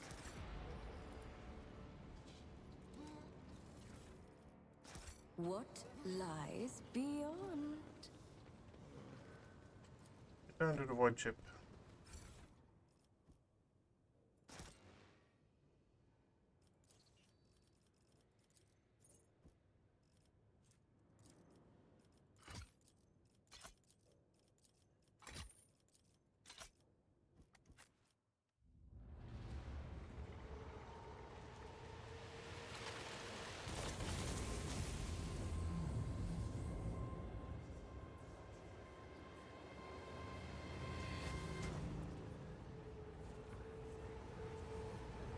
Sharp pain pierces your head, and the light dims in your eyes. You smell smoke and burning, you feel a wave of nausea, your legs buckle, and your knees hit the metal floor. In that same moment, the manufactorum surrounding you disappears in a whirlwind of mist, ash, and grey shadows. Struggling against the elements, you can barely raise your head to look. Your eyes sting and burn, but through the tears, you see it, a colossal silhouette rising above you. The roaring tempest is unable to shake the mighty figure. Who and what are you? The warrior's inhuman eyes bore into you. I am the master of those who have been felled by your hand in the halls of the primordial truth. I am Uralin the Cruel. The souls of my followers returned to the fount of power they served, crying out for me to cast my gaze toward this sacrilege. And what do I see? Yet another lackey of the corpse emperor. They call you a hero. An empty word, a worthless pedestal among hundreds like it, all built by the lackeys of the false god in their hubris and ignorance. This pedestal will soon become a sacrificial altar, and you will become yet another reminder to the expanse that no hero can save it from the truth. The giant's voice causes the storm raging around you to die down somewhat, as if the very sound of his voice is enough to make the whirlwind subside. You glance at the huge warrior, and notice on his chest a winding azure symbol. The shades of blue seem to glimmer and mingle together. I am the sovereign of Kivagama. This is my world, not the domain of chaos. Oh, clinging to illusions will do you no good. The rituals have already been performed. The mortals are already singing the litanies of the primordial truth or decorating the sacrificial altars with their flesh. Kivagama, as you call it, is already saturated in the nectar of the truth, a fate that awaits all worlds that would stand in our way. Where are we? Where have you taken me? This is the bridge that connects our minds, created by the will of my slave, whose fate you should be envying. The psyker is useful enough to me to be left alive. You, less so. What do you want with me? I want to look upon the one who has disrupted my flock's duties and my master's plans. That warrior from my legion, the fabricator censor. You think of their deaths as a triumph, however, it is but a minor hindrance on our path. There are other worlds that serve our goals. There are other sources of plasteel and adamantine. Revel in your victory, it will change nothing. Nevertheless, the blood in your veins whispers to the spirits that you warrant a closer look. Yes. You are a descendant of the rogue traitor whose warrant Kunrad Voigtver sought to obtain. By defiling the relic and binding it to himself with the tethers of the Empyrean, he was meant to become my servant, a rogue traitor who would do the work of the truth. But then you interfered. Could it be that you wish to gain the true god's favor instead? Do you wish to present the corpse's relic to me and serve the truth? Hear your very blood calling, begging you to submit to me. What would be the point of futile defiance? I'm willing to give you the warrant to you in exchange for a blessing of your masters. He chuckles and inclines his head. When the time comes, I will remind you of this promise. The sinews of fate have yet to be bound. I will not stop my servants from hunting for that which I require. If you survive, you will have earned the right to serve the truth. This isn't your first time meddling in the deeds of the word-bearers. You were there on Rykad Minories, and so I want to know if you hold in your hands that which is not yours to hold. And you will tell me yourself. He utters a few words in an unknown tongue over his shoulder, and you feel your head being clamped by an unseen vice. The sensation is familiar, for this is not the first time the shadow of warp sorcery has fallen heavily upon you. You close your eyes and cast aside all thought, and your inner horrors cry out and rise against the will of another. A gust of wind sweeps Uralon's figure away without a trace. The mist around you begins to dissipate, revealing the dark halls of the manufactorum and leaving behind an oppressive sense of powerlessness. Abelard looks you over worriedly, then sighs in cantankerous relief. That was a close call. For the sake of Holy Terra, if I had lost a second rogue traitor in such a paltry span of time, my only option would have been to shoot myself out of unending shame. I sensed the presence of another psyker. Someone made contact with you mentally, then tried to harm you with sorcery. I did what I could. You at least appear unharmed. Can you remember what you saw? It was a Chaos Space Marine. One of the traitors to the Imperium. I don't think it was he who touched your mind. I wouldn't have had the strength to go up against a psyker from the ranks of those monsters. He might have forced some mortal to do his bidding. Perhaps it was through the same hapless medium that he sensed the deaths of his henchmen. Heinrichs looks away and frowns. Such indescribable power, to have reached out to your mind at such a distance. That's something about Theodora, about how the blood in my veins will lead me to serve chaos. Sister Argenta, who has been watching all of this intently, grows pale and makes the sign of the Aquila to ward off evil. Heinrich stares at you, whether in surprise or anger, you do not know. Then he gives a curt nod. I see. We can theorize later, although I will say, Octavia the Fire Axe, that his words do not leave much room for interpretation. The manufactorum around you looks the same as before the vision. Maybe the shadows have grown a little deeper and darker. You dust yourself off and continue on your journey through the darkness. Okay. That is Kiva Gamma. Finished off. The world's industrial heart has fallen to corruption, but numerous faint Vox signals from the periphery indicate that the planet's small manufacturing clusters survived without succumbing to the heretics. The sacred machines and hallowed lathes from these abodes have been reverently transported to the safety of the ship's holds. The fate of Kayavagama hangs in the balance. Restore the manufactorum using the heretics engineering's plan. The blast furnaces are lit again, machines once more fill the air with screeches and squeals, and mag trains of wagons stretch in lines from one workshop to the next. But no one except the chosen are allowed into the deeper chambers of the manufactorum. This is where heretical demon engines are now being forged in blood, darkness, and secrecy.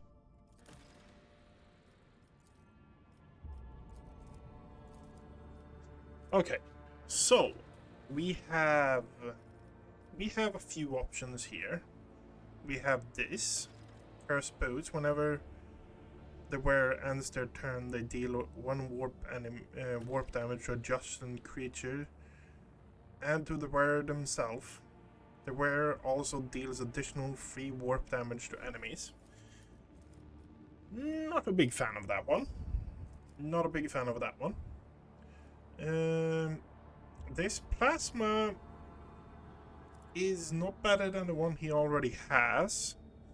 This one looks interesting, but I think we have that one as well. But it gives us a lot of resources. I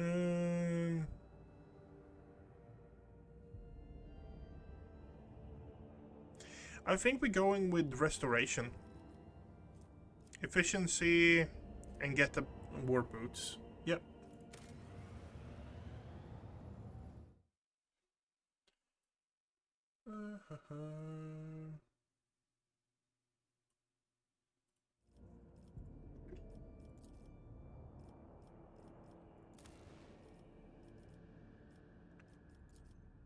Mag trains.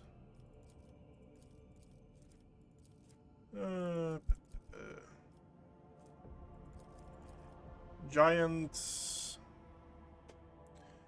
Contact. Intent on bringing the world into Incineroar is facing prolonged campaign to weed out the planet's blasphemous elements.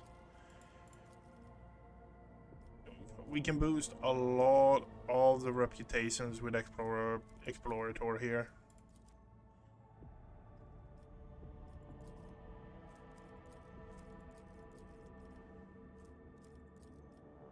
This, for example, if we make this one, it makes it so we can make this one. But it's the question here, which one do we want from here? Lance cannon dealing 80 damage in a long range. That sounds really good. Front focus armor. The auger is connected to the mighty contagion block, offering the explorators as a gift. Their computing power is increased and the auger can pick up even the slightest vulnerability. And we suffer a -10 to evasion. Oh.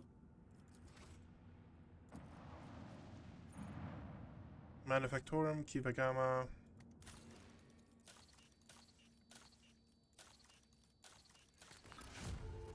Okay. Chapel Biologists. We actually have access to that now. We have mechanisms. Okay. But we're going Dark Sage because our gameplay right now is focused around fire damage. So that thing is probably going to be a really good one. This one, How are we with reputations, by the way? 13,000. So we need another 18,000, 16,000 rep to increase that enough. That goes up automatically. That goes up automatically.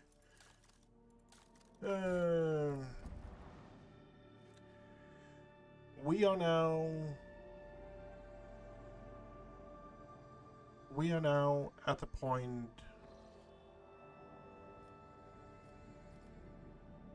where we have this one left.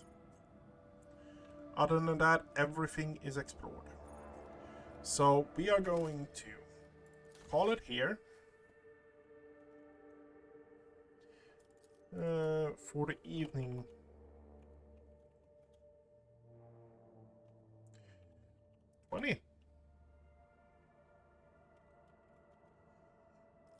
Okay, we're going to call it here for this evening. I will be back at the same time tomorrow, 6 o'clock Central European time, and we're probably going to continue this. I'm hoping so, at least, if nothing major happens.